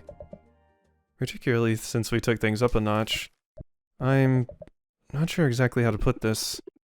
Not to be a total mimic, but remember to breathe. That's right, of course that's right. Managing stress brings serenity of mind and vice versa. Draw 5 cards, can only be played if stress level is less than 20%. 5 cards, my god. See? Taught me a lot. Glad about that. And glad for the reminder that I can speak openly with you. Here's what has me troubled. You're human, Sylvia, and I'm not. You're gonna outlive me. This is always the struggle with this kind of relationship. My lifespan's longer than yours. My body's more resilient. Not immortal by any means, but chances are I'll still be here when you're gone. Given my history, I'm sure you can imagine how that makes me feel. The good stuff is worth some hurt. Good stuff is worth some hurt. I mean, what's the alternative? You said you don't want to hide away, and that means taking the good and bad as it comes. It's certainly wise. It's hard to argue it would be better off unfeeling and alone. I was content in my solitude these last years, but now that I know what I was missing, there's no going back. And I wouldn't dream of suggesting that we shouldn't be dating. That's a relief. Hey, I'm not one for drama, you know that. I'm only trying to be honest about my fears. If I'm overprotective at times, or if I ever seem like I'm trying to push you away, I hope you'll at least know where I'm coming from. Not a place of callousness, quite the opposite. I know you care about me. Good, don't forget it. Please be patient with me, Sylvia. It's an adjustment for me. It might take me some time to get used to it. I want Saffron to understand I'm not expecting her to move at anyone's pace but her own. Words don't seem sufficient, so how about a meaningful gesture? Superior fire tonic and ice tonic. Saffron needs reassurance that Sylvia is willing to let her set the pace of their relationship. Sacrificing a pair of resistance tonics ought to make the point nicely. Alright, gonna clean up some litter with you. Sylvia finds litter almost as soon as she steps out of Saffron's clearing. Some heroes have recently been through the area, and they did a poor job of clearing their campsite. Sylvia starts with a pile of discarded tin cans. And she startles as a huge spider emerges from the debris. Its fangs drip with venom as it hisses and leaps at Sylvia's face.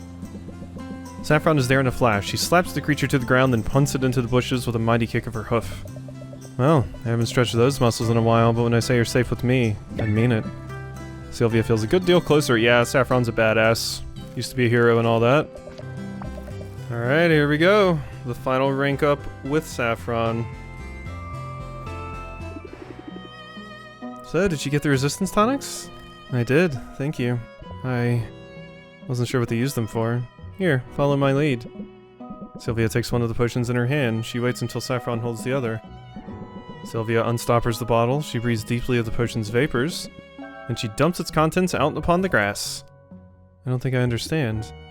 Sort of a symbolic gesture. Let me explain. As you probably know, tonics are popular with heroes because of the protection they can provide against monsters and environmental hazards.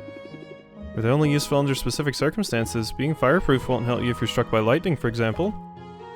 I'm with you so far. Well, the way I see it, guarding yourself against heartbreak is sort of familiar. Or similar. A person can keep their guard up, can try to shield herself from ever feeling loss. It only leaves you vulnerable to isolation, loneliness, which if you think about it, is just heartbreak by another name. Well, how about that? Here I've been lecturing you on the importance of mindfulness, and you go and just show me how attentive and thoughtful a person can be. I'd say the student has surpassed the teacher and then some. So then should I... Go ahead, uncork the bottle, and take a moment to engage your senses. You might catch notes of cedar or cherries, or that slime that grows between a newt's toes. Now whenever you're ready. Show the world you're ready to live dangerously. Saffron contemplates the potion's aroma for a long moment. Then with a girlish giggle, she turns the bottle upside down. You went for it! I was afraid you'd think it was too wasteful. Wasteful? I'm pretty sure I just made this particular patch of grass frost resistant. Besides, a moment shared with you could never be considered wasteful. Should have realized from the start the walls I'd put up, they never stood a chance against you. I have been known to break down barriers, and also wine glasses. I got big hands. And a big heart. It's in the spirit of big-heartedness that I'd like to show something to you. It's a photoglyph of my adventuring party. Been carrying it around with me for 20 years now. All that time I never showed it to anyone. I could hardly look at it myself. I'm ready to look at it again, and I'd like to share it with you.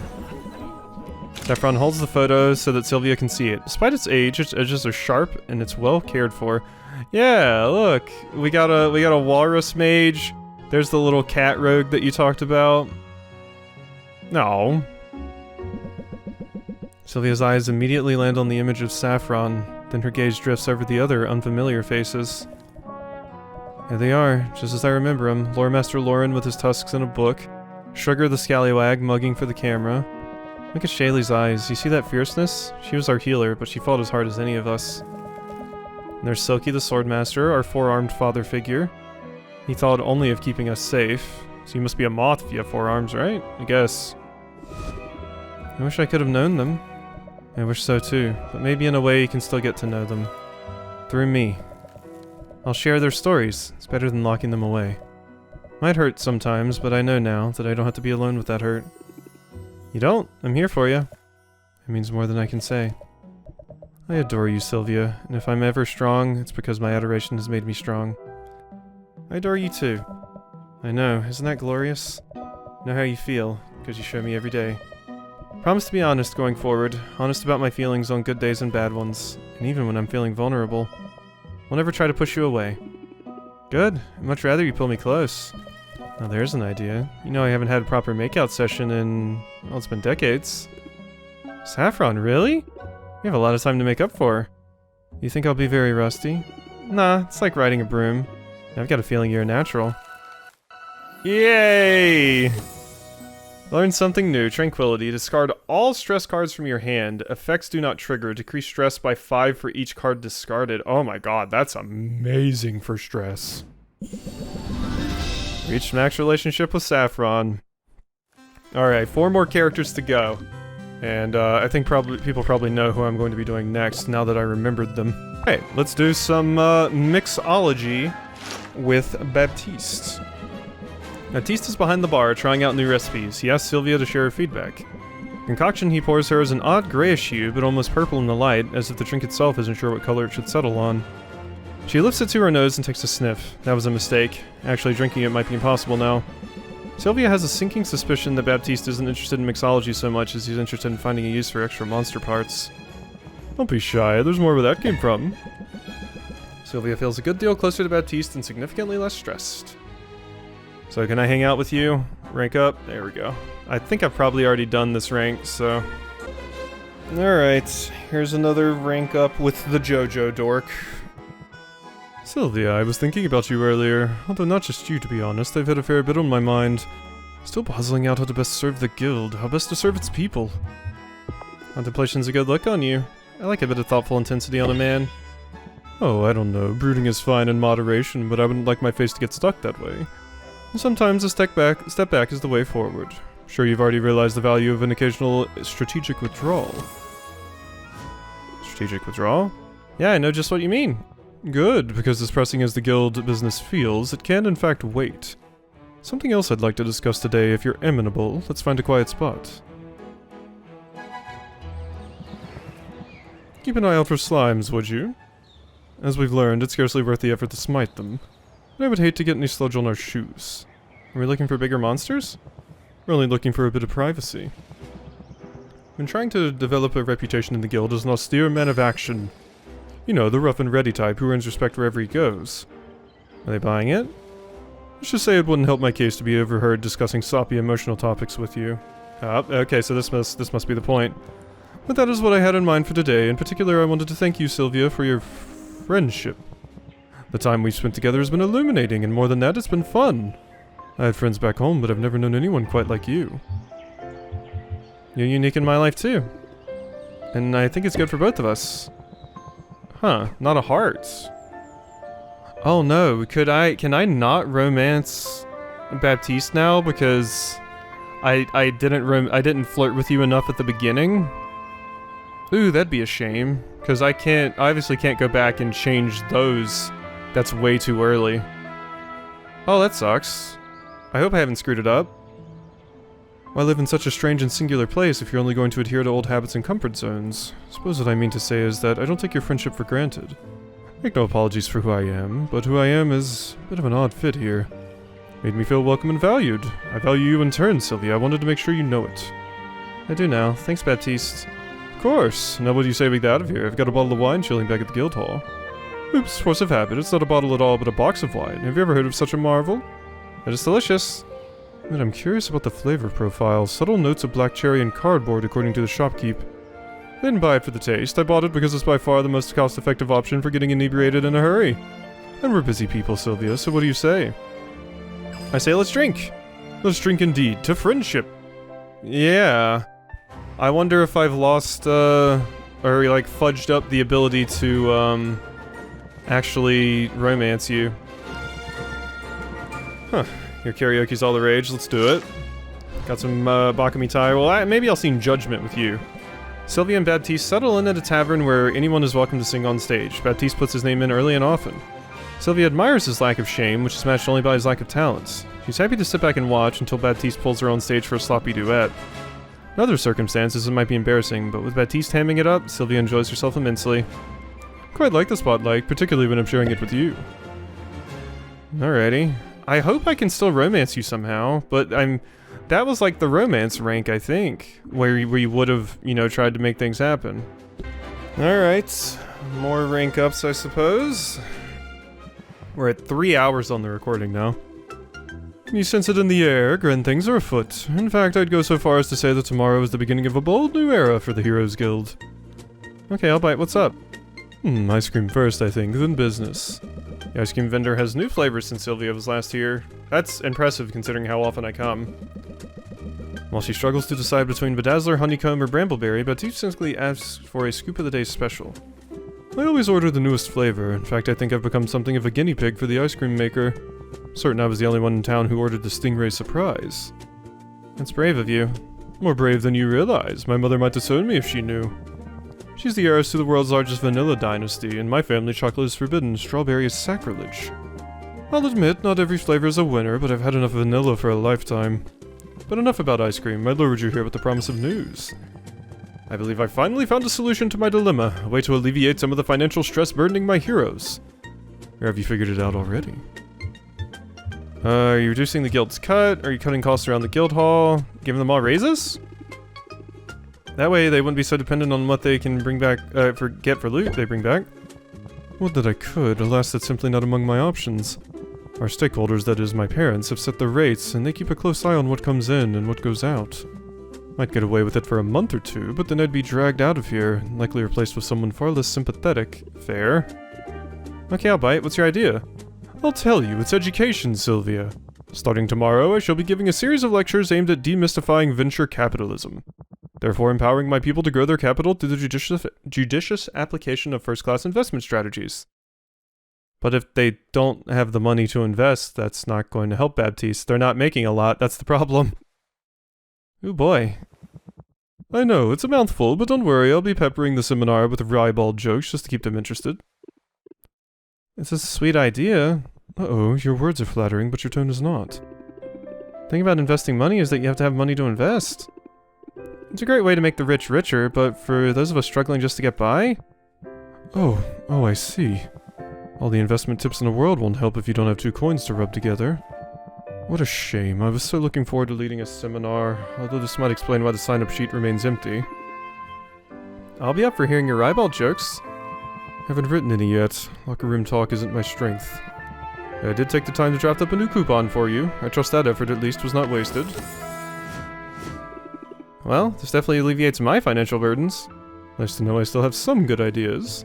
It's in my power to fix the guild's problem, Sylvia, I'm sure of that, but I'm baffled on the how of it. Clearly have some more thinking to do, but I figured out one thing. You are a wonderful sounding board, and I don't take that for granted. Not for a moment, not one bit. Yeah, I didn't even get the option to flirt with you there. Okay, it seems like we just won't be able to romance Baptiste, unfortunately. Because, yeah, I can't go back that far. Damn, I'm gonna be romancing everyone but you. Everyone! Just because at the beginning I was like, I don't think I'm gonna flirt with you because I don't want to lock myself out of other characters. I realized too late. Damn, that sucks. Another rank up with you, friend. Let's see what we got. I'm in too good a mood to be confined indoors today. You wanna play hooky for a bit? Like the idea in theory, but what if I'm needed here? Just put out some bar snacks, lock up the liquor, and leave a first aid kit with mint. Heroes will be fine. You have a knack for anticipating the needs of others, don't you? Might be deploy that level of emotional intelligence in your haggling. Raise interest by 8. If customer has an active debuff, raise interest by 25 instead. But it costs 3 patience. Thanks for the tip, and the compliment. And actually, I'll take some bar snacks for the road too. Like, that card compared to, like, Chorus is just way worse. It's amusing. When I was a kid, my parents had to bribe me to go outside. I never wanted to leave the house. Now I think I'd go mad if I didn't go out into the open air at least once a day. Guess people change. I had an ulterior motive for coming to this spot in particular. I wanted a proper look at that big glorious skull. You see it there? Hard to miss. The Kraken casts a similar shadow over the beach, or sinister shadow. Although it sits in the shallows within easy reach, beachgoers all give it a wide berth. You know the story, I assume, about how a group of heroes came here to depose Maven, but first had to get past her guardian Kraken. Skull is all that remains of the creature. What do you think of it? Important piece of history. Leaving it there really connects the place to its past. Right you are. Foundational myths are important to any community. So is remembering the sacrifices made by generations past. 20 years ago, a band of adventurers set out on a quest to vanquish a fiendish witch queen. They knew it was insanely dangerous. Still, they left their homes and their loved ones behind. They hoisted their weapons and their sails. They answered the call. Why though? For money? For fame? Or because it was the right thing to do? The answer is, all of those reasons are correct. Their actions were courageous, their intentions noble, but they were professionals, and professionals expect compensation in return for their expertise. Yeah, we have a saying in my circles, a potion maker can't pull nutrients from the glass of swallowed flasks. It loses something in translation from the original Draconic. But the point is, everybody's gotta eat, and in our world that means making money. A concern that I personally never had. Baptiste thumbs a small flat stone he picked up somewhere along the beach. Winds back, sending it skipping across the water. It goes a good distance, nearly making it all the way across the bay to the skull itself. Wow, you're good at that. Thanks. Living a carefree childhood, I had ample time to develop useless skills. Only now dawning on me how all my little privileges added up to the larger differences. Never having concerns about where my money was coming from. That left me ill-equipped to understand the needs of those in my employ, yep. Seems obvious enough now. If I want heroes to join my guild and stay in my guild, then I need to compensate them for their vital labor. That's easier said than done. Not at all sure where that money would come from. Sounds like you have some thinking to do, and some math. If only I'd have all I had ahead of me. But our sparring dummies need to be stitched up, arrows and potions need to be restocked, and the dust bunnies look to be planning a revolt.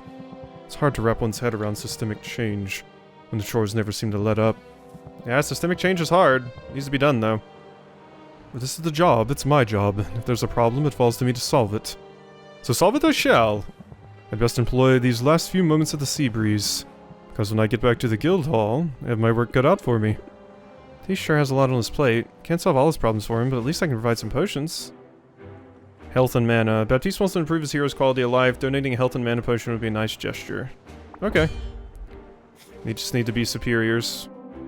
Alright, you lovable oaf. Let's finish things off. Sorry I couldn't romance you. I didn't hit on you enough.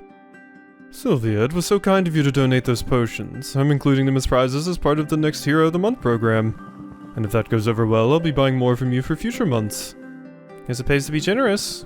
Well, it certainly got me thinking about how nice it would have been to have that sort of control over my own business dealings. You didn't have to ask anyone's permission to make a donation. You didn't have to justify your decision to your stakeholders. Well, I did get some dirty looks from the owl. But hey, Hero of the Month program sounds like a good way to boost morale. Oh, that's the barest tip of the iceberg. I'm making some changes around here, big ones. See, I realized something. In all our discussions of how we might make this organization better for the heroes, I was towing the company line, even when my heart was with the heroes. My head was caught up in a certain way of thinking, an old way of thinking.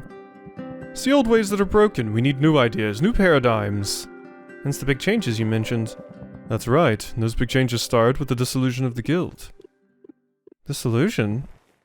You heard me, effective immediately, the Heroes Guild is no more. And in its place shall rise the Heroes Guild.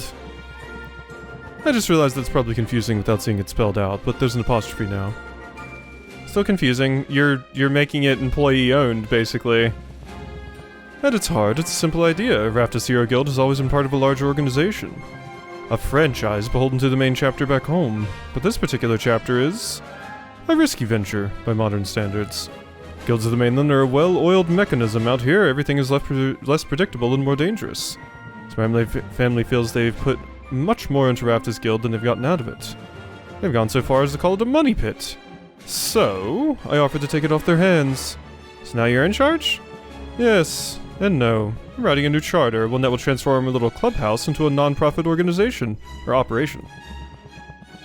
The value that the heroes generate will be funneled directly back into the organization and to their own pockets. As for the question of who's in charge, if I've learned anything in recent days, it's the limit of my own perspective. We'll be holding elections soon to determine who will join me in a leadership council.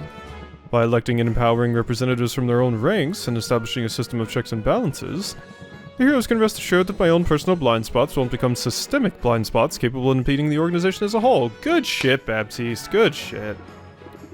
Wow, actually sounds like you did it. You solved all the guild's problems. Well, not all our problems. My chambers are still drafty, and the lack of natural light in the morning is just abysmal. Still, surprised your family agreed to this. Even if the guild isn't as lucrative as they hoped, it's obviously generating revenue. As unique as Rafta is, there's potential for this chapter to be massively profitable down the line. The truth is, they didn't just hand it over, they are business folk after all. But I was able to convince them that the guild's prospective earnings were somewhat less than the value of my inheritance. So I'm officially out of the will, and my monthly stipend is a thing of the past. You mean, you're broke now? For the time being, but I still think I came out ahead in this negotiation. This guild is going places, Sylvia, and I and my heroes now stand to benefit directly from the hard work we put into it. Plus my mother still intends to send regular care packages, so my hair care regimen at least will not suffer in the meantime. Yeah. Feel good about this, Sylvia. It's the start of a whole new way of doing things. The Heroes Guild that is for the heroes and by the heroes. Hence the apostrophe. Exactly, you see? It's not just a flashy change. That's enough shop talk, surely. Come. Let's make the most of our time. It's interesting having one of these where I'm not actually romancing so we can see how it differs when it's just friendship. Baptiste leads Sylvia down to the water where they once again have a view of the Kraken skull. He considers it quietly, thoughtfully, as if it were artwork in a museum. Artwork he was sure held some obscure secret significance. Oh, that skull does loom large, doesn't it? As monuments go, it's a little morbid. But it's a good reminder of where we've been, and of what awaits us at the end. I'm happy that, between those points, our two paths converged. Your friendship has been a guiding light in my life as of late. Truly, I had been stumbling in the dark. You helped me make sense of my new surroundings, and you helped me refine my purpose. You helped me too. It's good of you to say so, and I trust our partnership shall continue to thrive in the years to come. You know, now that I think about it, you're quite fearless, Sylvia. Cool under pressure and honorable too. Heroes Guild could use a recruit like you. You must be joking. Ha, you know me well, and I'm glad that you do. Thanks ever so much for being that rarest of creatures, a true friend. Oh, and look, we hug instead of kiss. Okay. Silver Tongue, raise interest by 10, remove all customer buffs. Max relationship with Baptiste. Alright, cool. My day just got demonstrably better. Alright, we got 3 left, and these are my top 3. Roxanne, you're placing at number 3. You are definitely my type. The hot demon. Goth queen. But, I think Mint and Zid have, taken my heart a little bit more. So, You're gonna be our third one here. I quite like you, you're cool, so let's see what we can do. I've probably already seen this relationship thing, so... Ooh, I can immediately rank up again. I don't think I've had this next rank with you, right? Yeah, I don't think so. Say, your lips look extra glossy today. I just touched up my makeup a minute ago. It pays to put in the effort to look your best. If only because I can provide a surge of self-confidence. It can provide. Chapstick. Apply confident for 2 turns. If opener, apply for 3 turns instead. Increases all interest applied by 50%. Wow. I can make an effort, but don't tell me you need more confidence. Generally, no, although I've been doing some soul-searching of late. Terribly inconvenient stuff, soul-searching. Started when I ran into someone on the street. An old friend? An old Mark, a man I fleeced for quite a bit of gold over the last few months. He spotted me through the crowd. He approached. I was sure he intended to cause a scene, perhaps demand his money back. Instead, he tried to give me money. He told me he'd missed my potions. He offered me a goodly sum for a fresh dose of my anti-baldness elixir. Okay, that is definitely not a potion that exists. I know that, and you know that. He'd never figured it out. And my first thought was, easy money, right? But something happened as I stood there staring at the man's trusting eyes and swiftly receding hairline. I imagined our roles were reversed. I felt empathy. So you told him the truth? Oh heavens no, I told him I was late for my charity work at a home for plucky suit-covered orphans and beat a hasty retreat. But I didn't take his money. I think perhaps that's due to your influence. And I suppose I just wanted to tell you. That is, I thought you should know. Yes? That if not for this ridiculous moral code, I'd have extra money with which to pay you rent. Dang, is it too late to get back and fleece the guy? That opportunity, like the man's bangs, is lost forever. Now let's get out of here for a spell. I'm in the mood for a change of scenery. Okay, so you didn't fleece the poor dude. Such a strange place, the forest. Everyone likes taking me to ice cream in the forest. It's so open. And no one to hear us scream, or no one to interrupt us. Which one of these is the flirt? I guess I've already flirted with you. No one to hear us scream. Like, we talking sex screams, or we talking like... And no one to interrupt us. No one interrupt us. We could do pretty much anything we wanted. Yeah, this is the horny one. You're full of surprises, aren't you? Starting with the moment you bested me in that competition. When I first saw you, I sized you up immediately. Pegged you for a spoiled little girl who'd never had to fight or scrape for anything in her life. And I was certain you'd be easy prey. I'm not too proud to admit I was wrong on all counts. You're a fighter, Sylvia. You're every bit the fighter I am. You're definitely tougher. Than me, though. You weren't wrong about that. Maybe, but I suppose I've decided that suffering isn't a competition. We have common ground in a lot of it. I thought that made us enemies. Then I thought it made us allies. But we're more even than just allies, aren't we?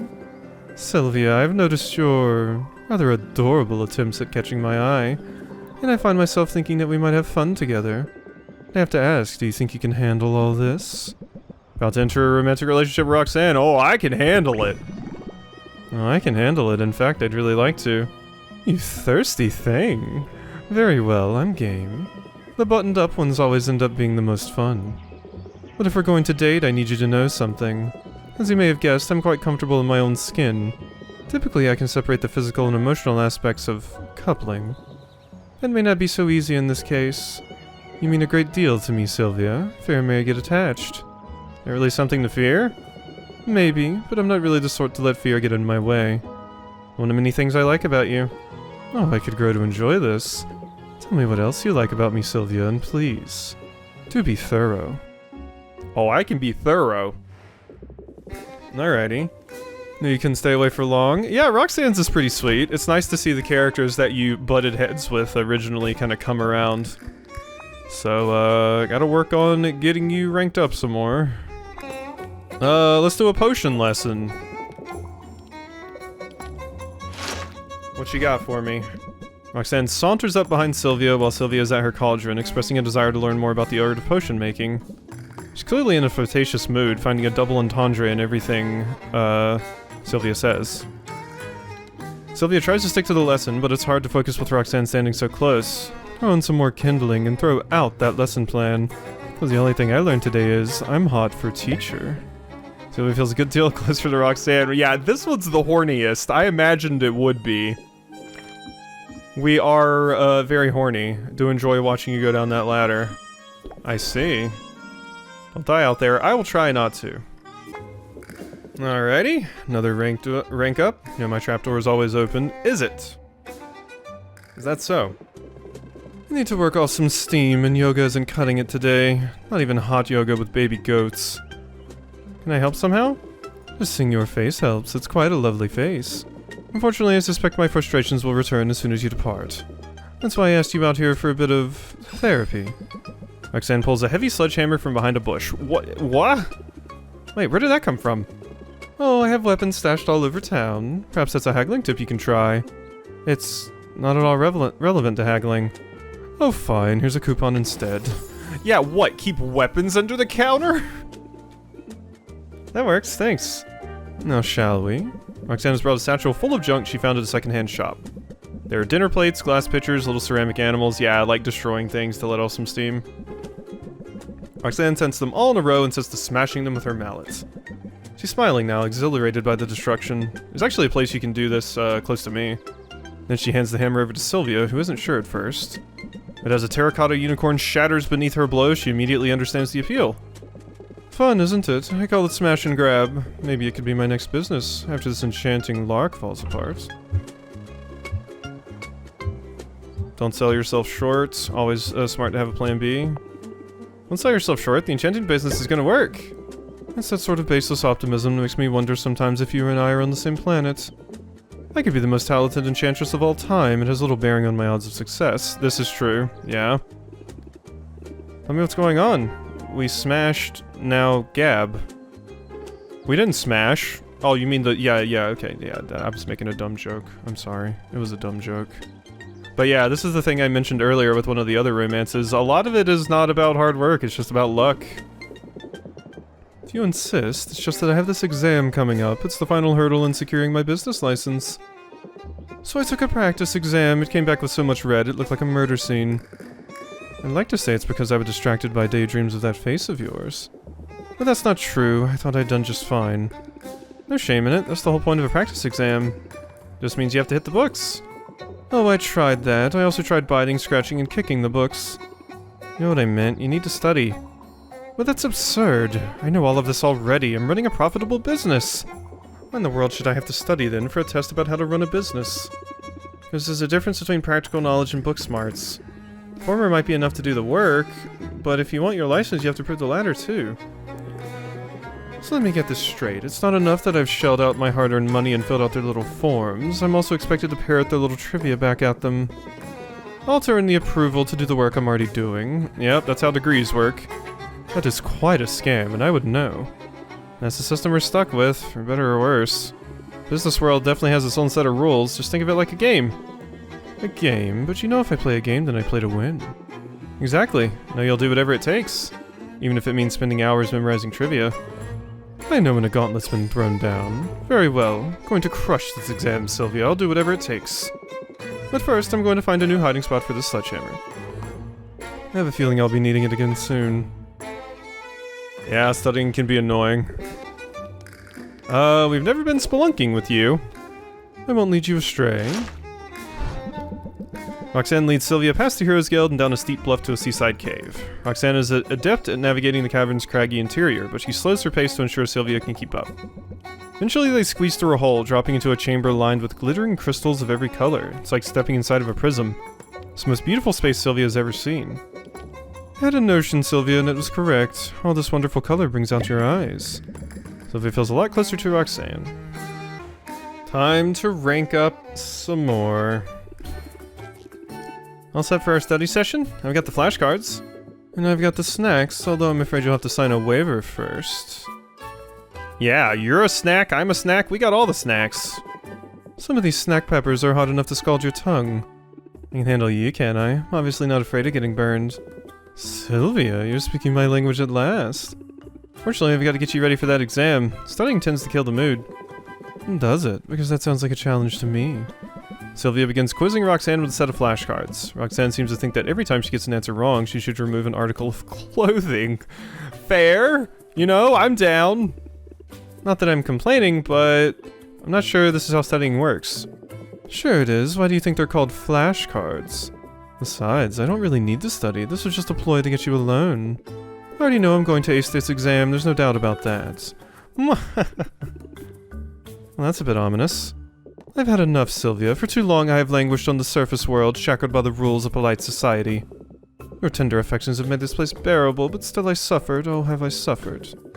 Now at last I have the upper hand. I forgot how much you enjoyed playing the villain. It's positively thrilling. But I'm not just role-playing here, I've got gossip. Hot, juicy, damaging gossip. The sort of person might make pay to go away. Might pay to make go away. Wait, you're talking about... blackmail? This about my snoring? Because I'm not that embarrassed. Dear thing, no, I wouldn't dream of fleecing you. I mean, what would I even get out of you? Loose change in pocket lint? Sexual favors? Ha ha. Listen, I didn't go looking for trouble, not this time. And I was naturally curious about the identity of the man who will be proctoring my exam. Thought I'd wear his favorite perfume, perhaps, or the colors of his favorite sports team. Just a little something to nudge his perspective of me in a positive direction. I'm sure that would help with a totally objective multiple choice test, but okay. Imagine my surprise, however, when I realized the man I'd seen him once before. Among the revelers at a pirate jamboree. Must have made quite the impression. You could say that. He was thrown overboard midway through the party, in fact, after he was caught pawing through a litter box. Some people claim he'd simply dropped his keys. Others believed he was deep in his cups and looking for buried doubloons. The outcome was the same. His actions were declared an irredeemable party foul, and he was forced to walk the plank before he could sync up the place. I photoglyphed the whole thing, and I can't imagine he'd want those images to be posted anywhere. All this to say, I have a trump card. Now we only have to decide whether to use it. You're better than this. You're better than this, Roxanne. Blackmail's cheating. And you're brilliant, so why resort to cheating? Well, the flattery is welcome. As for the moralizing... Curse it, if I'm honest, I was hoping you'd hate this plan. Lately I've grown increasingly uncomfortable with shortcuts. It's due in no small part to your influence. More than once, when faced with a moral conundrum, I found myself asking, what would Sylvia think? Sounds like you're developing a conscience. You know the right thing to do. Just easier for you to do it when you can blame it on me. A conscience and a psychoanalyst all in one, eh? You're a perfectly rotten influence, Sylvia. By that you mean I'm a good influence? Call it what you like, it's aggravating. You have such an innocent demeanor, but you certainly know how to deploy your charm to get what you want. Okay, Dommy Mommy. Turn that magnetic sway onto your customers, I think you'll like the results. Magnetism. Temporarily increases the price of the potion by 15%. Yeah, cool. Thanks. Now shall we get back to studying? Perhaps later, I have some machinations to ponder. It's much easier to be wicked when you're not around. Stand struggling to walk the straight and narrow. Should find a way to show support. Curse and radiation tonic. Ooh, that might be hard. I will try, though. Alright, Roxanne. I've kept you waiting for a bit. Well, let's do it. I got my potions turned in and everything. Sylvia, I must tell you, your gift put a smile on my face. As a former potion maker, I know valuable tonics when I see them. Wanted to make a gesture. I know you're probably not going to the radioactive wastelands anytime soon. And now you could if you wanted to. That was sort of my point. Your future's wide open, Roxanne, even if you have to struggle through a bit of red tape to reach it. And on that subject, you're here just in time for a bit of celebration. What are we celebrating? Did you get some good news? I don't know that I'd call it news. Rafta's Business Bureau merely confirmed, in the form of a graded exam, that I am a brilliant businesswoman with a prosperous career ahead of me. You did it? You got it? Oh, I've got it all right. My business license is printed, certified, and being framed as we speak. I sprung for the diamond inlaid frame, because there's a time and a place for subtlety, and this is not it. Roxanne, this is amazing! Congratulations! I knew you could do it, and without resorting to blackmail. You didn't resort to blackmail, right? Sylvia, I find your lack of faith strangely gratifying, actually. I was about to say, is this going to be a reference? I find your lack of faith disturbing, but no. I guess I've still got a bit of the bad girl swagger, if you have to ask me that, but no. Suppose I realize there's something more satisfying than having power over someone. Satisfaction of a job well done? The satisfaction of wearing a dominatrix suit? The satisfaction of having power over someone and not needing to use or abuse it. Come on, let's move the celebration outdoors. Surprised you're not telling me to move it to the bedroom. This one's been a very horny one. It's funny, as much as I think of enclosed spaces as my natural habitat, finding it increasingly necessary to seek out open spaces to see the sky. I suppose change happens whether recorded or not. You made some big decisions lately, but you're still Roxanne. Still the perky, perfumed wrecking ball who crashed into my shop not so long ago. It wasn't exactly love at first sight, though, was it? I saw you as a threat, and I was determined to tear you down. To think of the time and effort I wasted over the years, locked in a cycle of pettiness. I had to change, Sylvia. I had to change my way to find you. I had to change to find my way to you. Glad you did. Glad to see you thriving like this. I am thriving, aren't I? Not just surviving. It's a good look on you. Isn't everything? I don't know what the future will bring, but whatever fate has in store for me... No, forget fate. Whatever I decide to do with my life. I want you there, my love. I want you by my side. I want that too, Roxanne. Don't tell me, Sylvia. Show me. Show me how you really feel. Ow. Do you also have, like, a longer lifespan than me, being a demon? Because, Saffron specifically brought it up, but you did not. Raise interest by 18, apply mass misdirection, close sale, mask all potion debuffs and bad traits. That's a good one. Wow. Reach the max relationship. That's a fantastic one. Jeez. Alrighty, on to our final two. This is where we're gonna find out who I'm actually choosing here proper, so... Let's load this up for the final 2 times here. Start the day. Travel. So who is going to be second place? It's between Zid and Mint here. And I really, really like both of them. I did not expect to like Mint as much as I did. And I wasn't expecting to like Zid as much as I did either. These were surprises. Once I saw Saffron and then obviously Roxanne and Saffron were kind of my top.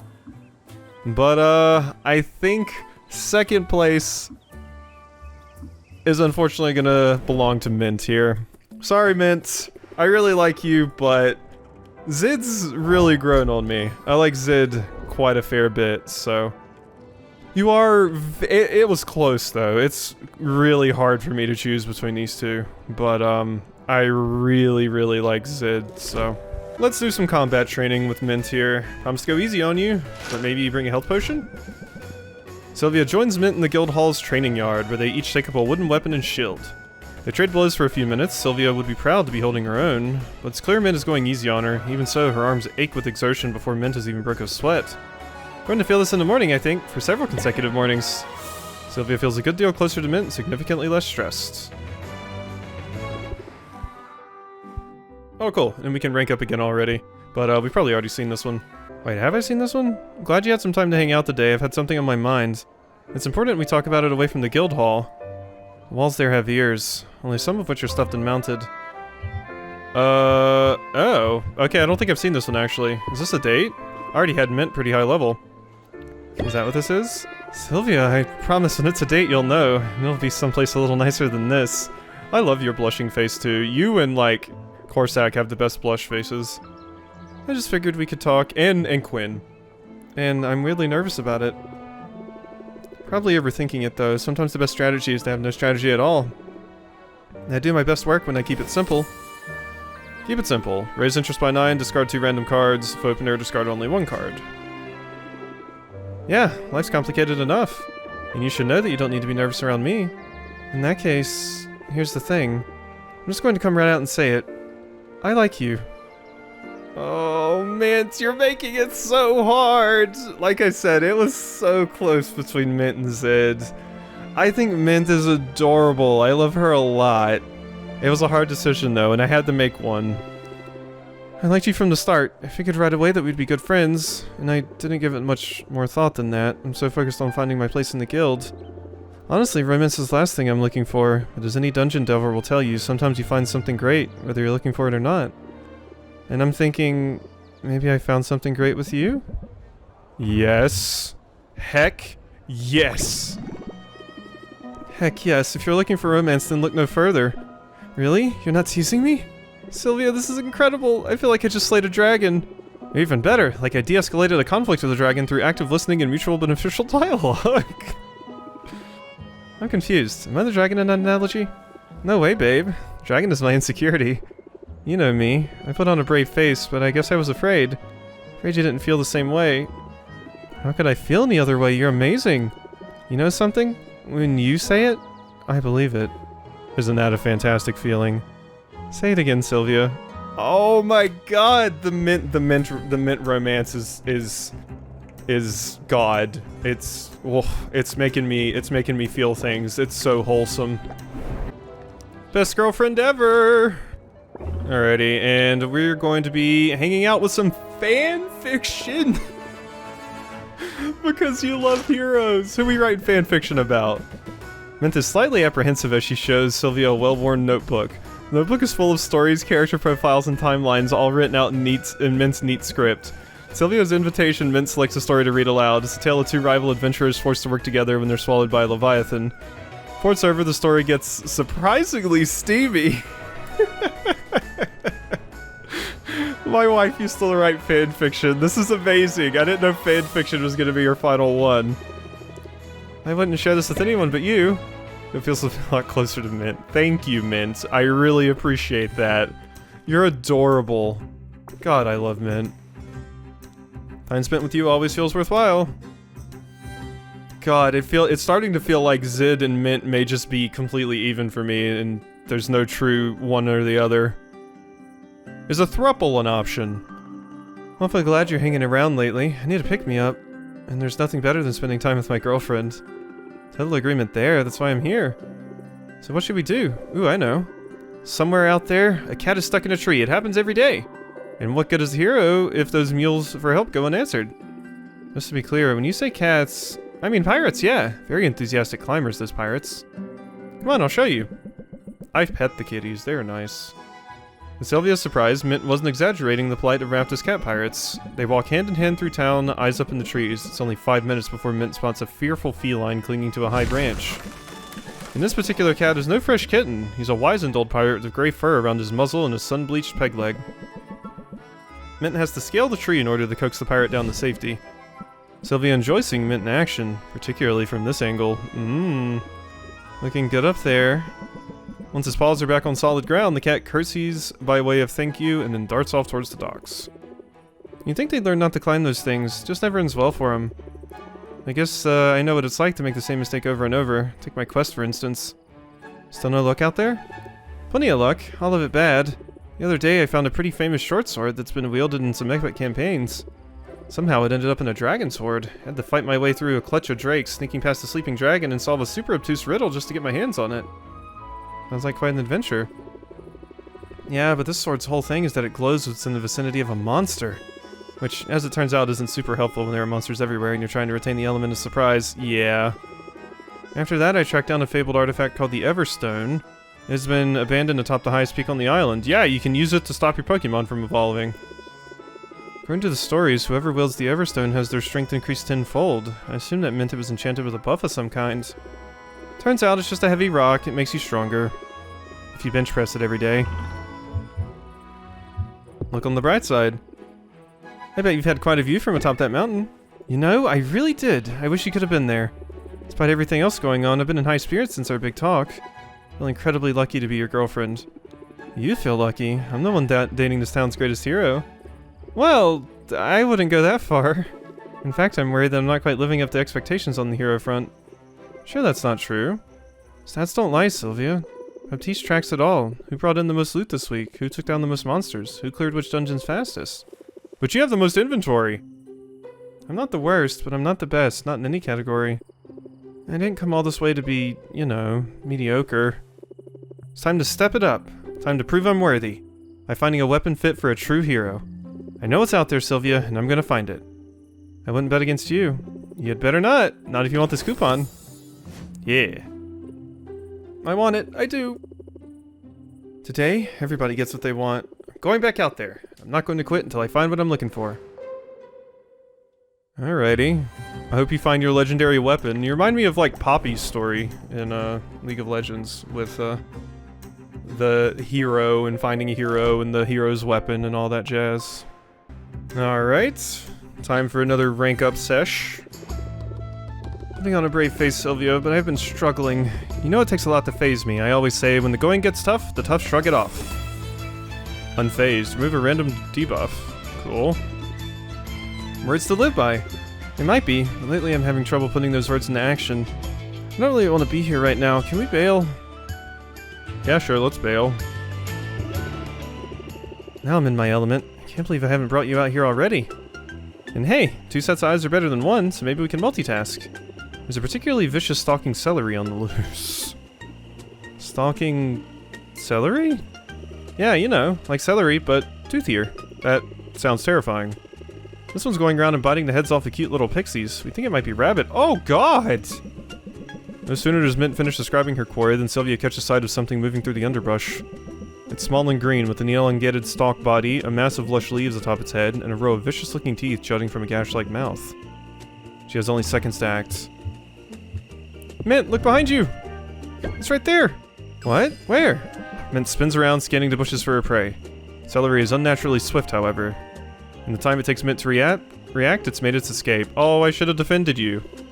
Well, I thought you would want me to help you. Well, no big loss. Can't have gotten too far. Next time, just grab it. I promise there's nothing gonna hurt you as long as I'm here. Just keep looking. Whoever nabs that thing gets a reward and scores points with the guild. I could use a win. My quest took a turn for the worse. What happened? Found another artifact. Cloak this time. The Cloak of Whispers. Ooh, sounds spooky. Talking vestments are always a little spooky. The cloak is supposed to boost your your stealth. When you put the hood up, it whispers secrets into your ear. Stuff like the location of nearby enemies and secret doors, but when I wore it... Sylvia, it was so mean. It told me that I don't belong in the guild, that I'm not good enough. That's obviously not true. True or not, it's a super rude thing to say. Let's go drop that shit off at Goodwill. So, I may have set it on fire. Burn the stupid thing to ash. Yeah, that's a good call too. But I still hear its voice in my ear, telling me Baptiste took me in out of pity. Telling me it's only a matter of time before people realize how little I've accomplished. Yeah, intrusive thoughts are... rough. Mint, that's... Wait, hold that thought. Did you see? I'm sure I saw the celery. It's right over there. Go get it. Don't miss your chance. Yes. Wait, no. Celeries are notorious for setting up ambushes. Can't keep you safe and take it down at the same time. That's okay. We did some great recon and I've marked my map. One of the guild's trackers will be able to find the creature's lair from here. You want the tracker get all the glory? Maybe, but I almost forgot. It's not about who gets the credit, it's about who gets the job done. It's about getting the job done. That's still a win, right? We can chat more while we head back. The sooner we send a hunter out here, the better. Because I don't know about you, I don't want any more dead pixies on my conscience. Mint is so eager to level up, and she's putting in the hours. At this point, I think her fixation at finding a legendary weapon is actually holding her back. Can I find a way to help her move forward? Oh, just 2 superior speed potions. Oh, that's super easy. Alright, Mint. Let's have our finale here. Gimme a smooch. I'm ready. So I owe you an apology and a thank you. Basically, I should probably throw a whole parade in your honor at this point. And because of the speed potions? It was nothing. Just wanted to provide you with an edge out there. An edge that was handcrafted with love, just for you. No legendary weapons required. No thanks necessary. That's the apology. What would you even be sorry about? All the wallowing. Self-pity's not a good look on an aspiring hero. Well, I can agree. In the case of an aspiring hero who's accomplished as much as you have. Thanks, but I don't know if I've accomplished all that much yet. Sure you have. Think about it. In your quest for an artifact, you forged ahead where other heroes feared to tread. You've vanquished monsters, confronted dragons, solved riddles, navigated mazes, and scaled mountains.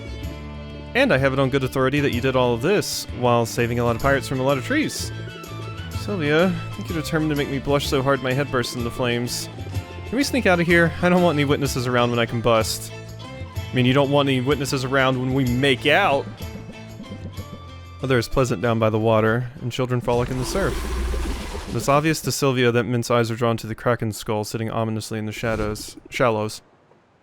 Good view of the Kraken skull from here. Yeah, as trophies go, it's hard to beat. Heroes are always comparing trophies, you know. We all want tangible proof of what we've accomplished. That was sort of my whole thing with wanting a legendary weapon. I wanted something I could point to and say, see, I'm worthy. Surrounded by people I've idolized, Sylvia, the imposter syndrome is real. Might not have found your weapon, but you proved yourself worthy along the way. Right now, hearing you say that, I believe it. Will I believe it tomorrow? Will I believe it the next time a monster gets to drop on me, or I trigger a trap, or I oversleep? Believing in yourself is hard. It takes work, daily active work. Funny, it's easy for me to believe in you. Felt the easiest thing in the world. Sylvia. I don't know what I ever did to deserve a girlfriend like you. But in this case, I'm not going to waste time questioning if I'm worthy. I'm just going to thank my lucky stars that we found each other. And I'm going to make sure to show you how I feel, every single day! So show me, hero, or are you afraid? When you're around, Sylvia, I'm fearless. Yeah! Fortitude. Negate stress received from all sources. Oh, wow. I've reached max relationship level with Mint. That one was very, very sweet. Alright, Zid. It's just you and me. My ears are starving. I love your guitar. Zid and Sylvia walk the streets of town until they find a tavern advertising live music. Inside, a bard performs on stage. He's singing a song Sylvia's heard 100 times, and his rendition is not especially impressive. Still, Sylvia thinks it's a little extreme when the crowd starts pelting him with rotten fruit. Fortunately, it's all part of the process. No bard ever honed their craft without getting tomato in their eye once or twice. Say, think you can use any of these scraps for your potions? Yeah. Went to a concert. Ooh, and that's immediately another rank up I can do right now too. Which, this is, the previous one I did we had already seen, so this one I think is new. Nice day for a shopping spree, isn't it? Don't really need anything, but maybe I'll see something I can't resist. In addition to you, I mean. Zed grips Sylvia's elbow and steers her into the crowded marketplace, grinning madly. Glad you're enjoying yourself. I seem a little manic. I probably do. Gotta understand, back home might... Oh yeah, we have seen this. Alright, the past two rank ups were stuff I had already seen, but this one should be new. I hope you're taking care of your vocal cords, Sylvia. Can't say I've given it much thought. You should. It's another similarity between us troubadours and traders. We both use our voices a lot. Believe me, you catch more flies with honeyed tones. Throat spray. Remove a random debuff, decrease stress by 3, can only be played as an opener. I'll learn to love my larynx. Good. Maybe we should start by going someplace more quiet. Guild hall's livelier than ever, while crowds are good for business. It'd be good to be able to chat without straining our voice boxes. I like getting you all to myself. World's greatest backstage pass. You don't need a pass, Sylvia. You're a lifetime VIP. Come on, let's get out of here. Lego! Now this is a view. Isn't it just? I've been coming up here to write whenever I can sneak away for a few minutes. And the song? It's going good, Sylvia. Really good. Probably expecting too much, but I sort of feel like it could be important, if that makes sense. Storytelling's powerful, and storytelling set to music makes people feel things, and that's some potent magic. At least it is when you get it right. Speaking of which, the story needs conflict. What type should it be? Internal. The best heroes are the ones who overcome their flaws. And in the end, we're all our own worst enemies, right? Sounds smart to me. See what I can come up with, and... Well, I hope you know how much I appreciate your willingness to be part of my process like this. It means a lot. Yeah, I'm happy to help out. You really mean that, don't you? You'll know the secret to being a good songwriter. It takes more than having a sense of lyrics or rhythm. You gotta notice things. You gotta see people. I noticed you the moment I walked into your shop, and I haven't been able to stop looking since.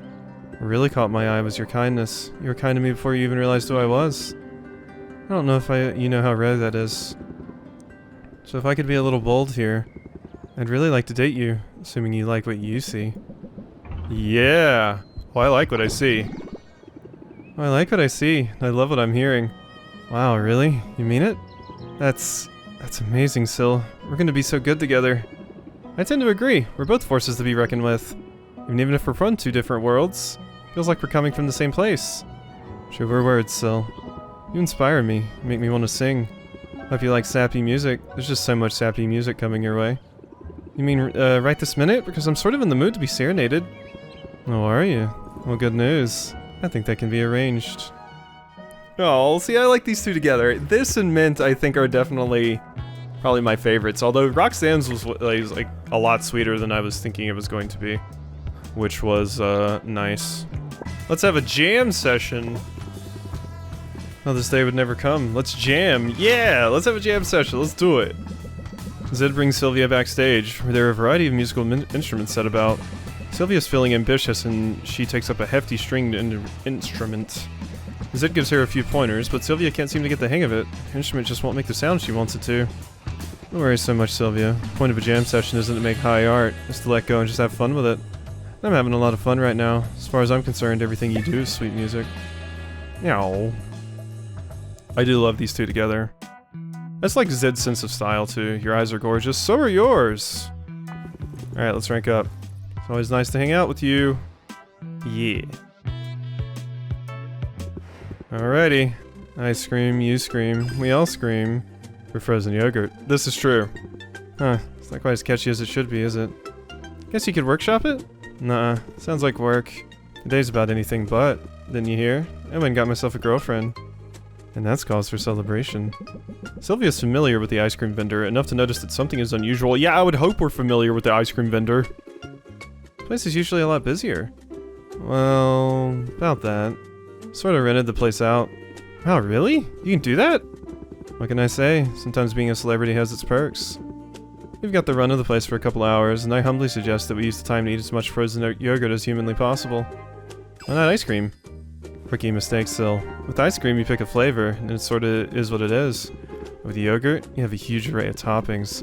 Therefore, a lot more control over the final dessert. Kind of a blank slate. I like that yogurt's like more creamy, too. A steady beat on which you overlay a melody of your own making, unless it's like soft-serve ice cream. Just look at our options, Syl. Boggles the mind. Sylvia gazes out upon the available toppings, and she quickly sees that Zid has a point. Colorful confectionaries, fruits and nuts, candied eyeballs lay spread out before them like a banquet set by sugar-crazed children.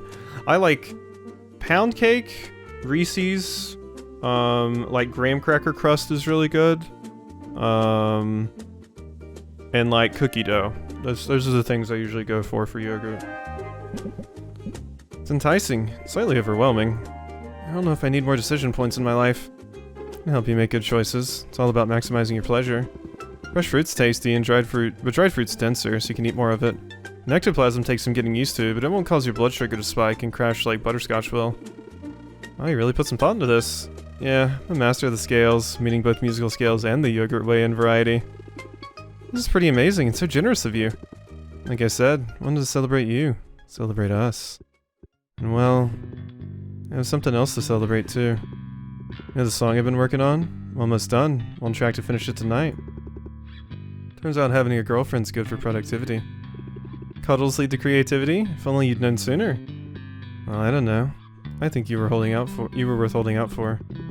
Anyway, still some rough spots to iron out and a few clumsy rhymes. First draft's always the hardest part. It's true. The end is in sight. You should be proud. That's a huge accomplishment. Well, thanks. Although I try not to pat myself on the back until the reviews are in. I only hope this is the start of a new chapter. This is just the first of a whole slew of original songs. This is what it's all about. This is why I got into music to begin with. Tell me more. Why exactly did you get into music? Well, sounds cheesy, but I wanted to make a difference. Okay, that's not the whole story. What I wanted was to be in the spotlight. I've always loved being the center of attention. But I also wanted to use the spotlight to enact real change. It's just amazing to me the power of music has to sway hearts. Yeah, I'm definitely very impacted by music. Wish everyone with a platform thought more carefully about how to use it. Damn right, Sylvia. With great stage presence comes great responsibility, right? Only I got totally swept up in the race to be on top. Let myself become a cog in a corporate hit-making machine. I didn't write a single word or share a single original opinion, not for years. No time like the present. Isn't that the truth? Words have been flowing out of me lately. I still need to write the climax of this song. It's important to get the tone right. So what do you think? As the hero comes to the end of her trials, should she be pretty confident? Or does she worry that she'll fall short right until the very end? Worried. More fun if she's worried. It heightens the suspense. And it's true to life. Often the best among us fail to see their own greatness. Okay, should be the last piece of input I need. Now I just gotta iron out that rhyme scheme. Nothing rhymes with coupon, does it? That's the final treat I had for you today. Nothing rhymes with coupon. Gray poupon, that, like, kind of mustard. I think it's called poupon. And Nopon? Coupon and Nopon? Yeah? For all the Xenoblade people? Increases cost of adventures by 50%. Coupon, soup's on. I'm obviously not a songwriter. And yet, make no mistake, I couldn't have written this one without you. All I can think of with like rhymes is the Drake and Josh episode where they rhyme orange with door hinge. Alright, here we go. Rank up again, and this is 9, so let's rap. I don't know. I don't think I can rap. Just occurred to me, we're both in the business of curing people of what ails them. Hadn't thought of it that way before. Got a point though, right? Your potions replenish health and shield against damage. And live music has the power to soothe the soul. Use some soothing right now, actually, so let's hope this does the trick. Zid leads Sylvia to the waterfront, where a temporary stage has been constructed and a battle of the bands is in progress. Sylvia's never seen anything quite like it before. It's not just music. Each band employs magic and dazzling displays of pyrotechnics.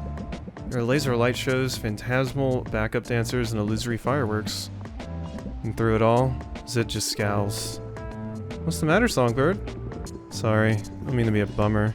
These things normally cheer me right up. Today it's all just a stark reminder of how audiences cheer style over substance. This makes me question pretty much everything, actually. Time and effort I'm putting into writing a song of my own, is that just vanity? Back home, I have professional songwriters lining up to work for me. Maybe I should stick with what I'm good at and stop chasing windmills. What you're good at? Should I put my thoughts to music? Following dreams can be pretty tough. I'm better off not trying to write my own stuff. But I thought it was going well. Felt so too. I was so confident, in fact, that I dropped it in on an open mic night yesterday. Performed 2 songs. One of them was the original piece I've been working so hard on. The other was something new my manager sent me, the Ballad of Greenbeard the Slime Slayer. Every bit as juvenile and uninspired as it sounds. But of the 2 songs, Greenbeard was the clear favorite. Could have given you notes. I'm sorry that's hard. Sorry, that's hard. Getting that sort of feedback. Yeah, it's hard. But I suppose it's necessary. Thought I had a really solid idea still. Something hadn't been done before. Used all the conventions of a traditionally heroic ballad. Yeah, sometimes the niche things aren't going to draw a popular audience, and that doesn't mean they're worthless, it just means that, you know, big corpos and stuff aren't going to see it as important. That's why I love indie games, because they can do whatever they want. Instead of focusing on an action hero, I wrote about a regular everyday citizen. Wanted to show how the average woman is every bit as remarkable, as worthy of celebration as a muscled dude with a sword. Sounds pretty interesting. Thought so too. The audience didn't know what to make of it. Shouldn't be surprised. Not surprised if I'm honest. But I am disappointed. I was really hoping that crowd would prove me wrong. Instead, they confirmed what I've known all along. People don't want new and different, they want tried and true. So from now on, that's just what I'll give them. I don't know. You're the sweetest. I can see you're concerned. But you don't have to worry about me. I'll be fine. Took a shot at something new and it didn't work out. They still have plenty to offer. Including haggling tips. Remember a minute ago when I put my woes to song? Admit it, that catchy tune had you hooked. Raised interest by the most recent raised interest amount. Oh wow, interesting. I can use that in haggling, sure. I'd rather cheer you up. Must be taken to this hero gig, because the idea of smiting some monsters is more than enough to cheer me up. If you really want to help, you could always kick some potions my way. I can go out and blow off some steam. Just planning to take your professional frustrations out on monsters. I think she'll be happy if she pours that energy into her art. Petrification and silence. Zid's faced some tough crowds recently. Silence and petrification cures will keep her from clamming up or shutting down while on stage. Alright, our last little bit here. Alright, here we are. Potions are done, and I'm ready to hang out with you again, Zid. Ooh, music is happy. Sylvia, do I have a rave review for you?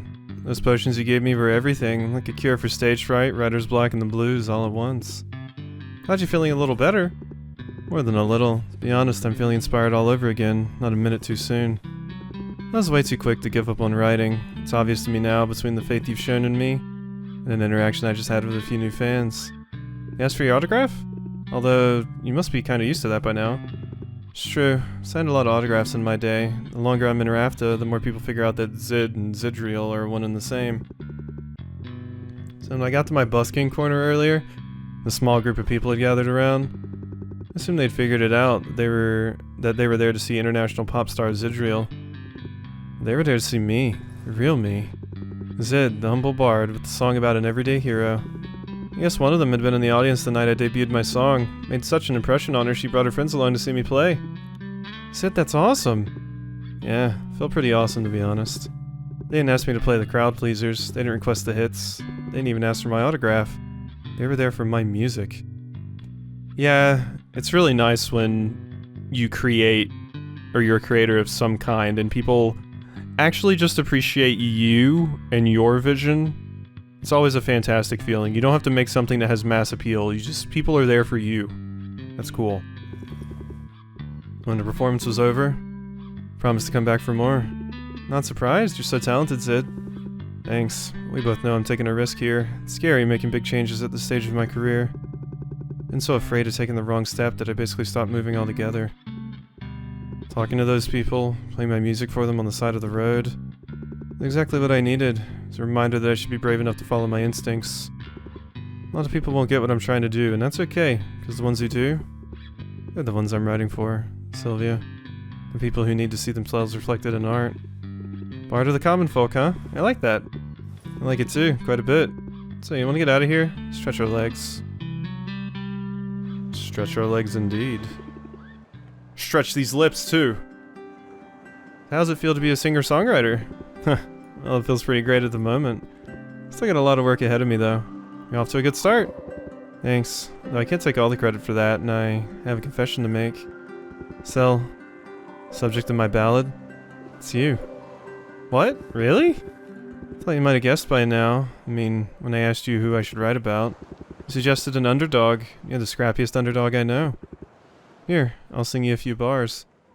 Ah, this is cool. This is very, very cool. So yeah, we were basically writing a song about ourselves that entire time. I was wondering if that's where it was headed.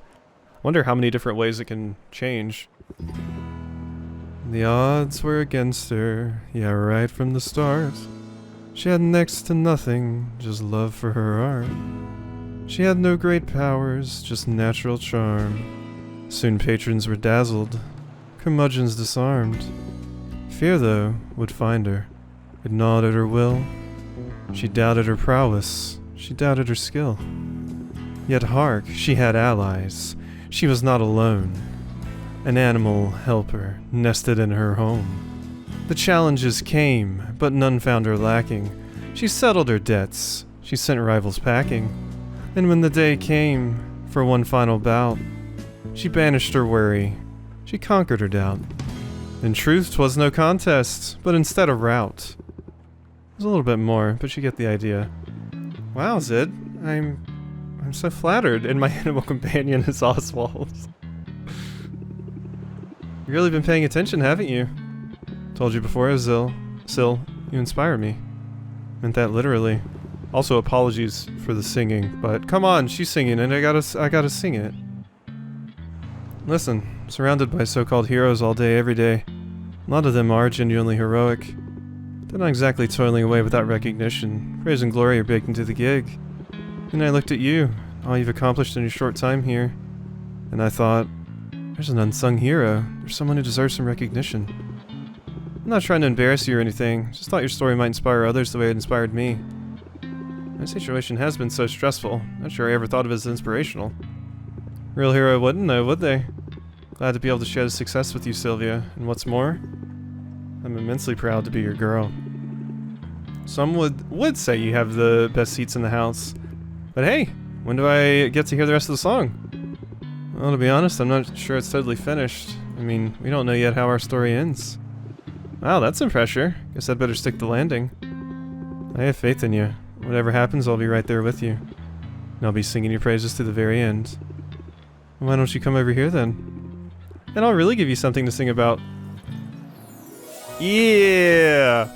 There we go. Encore. Increase patience by 4 can only be played if patience is currently 1. Interesting. Very, very interesting card. Okay. Yeah, I really like Zids, and I really, really like Mints. Both of those were great. I really, really enjoyed them a lot. I actually maybe think a little bit Mint was my favorite. Mints was just so wholesome, but I obviously loved Zids a lot as well. Saffron's would be such a sad one because, yeah, Saffron's gonna outlive us, but I've reached max relationship with every character. It has been 5.5 hours of me doing this. I don't know how long this video is gonna be after I cut everything out, but hopefully people appreciate this and think it's fun. I wanted to do all of the romances because this game is cool and all the characters are cool and everything, so I hope you've enjoyed this episode of Potionomics, and I'll see you next time for some more.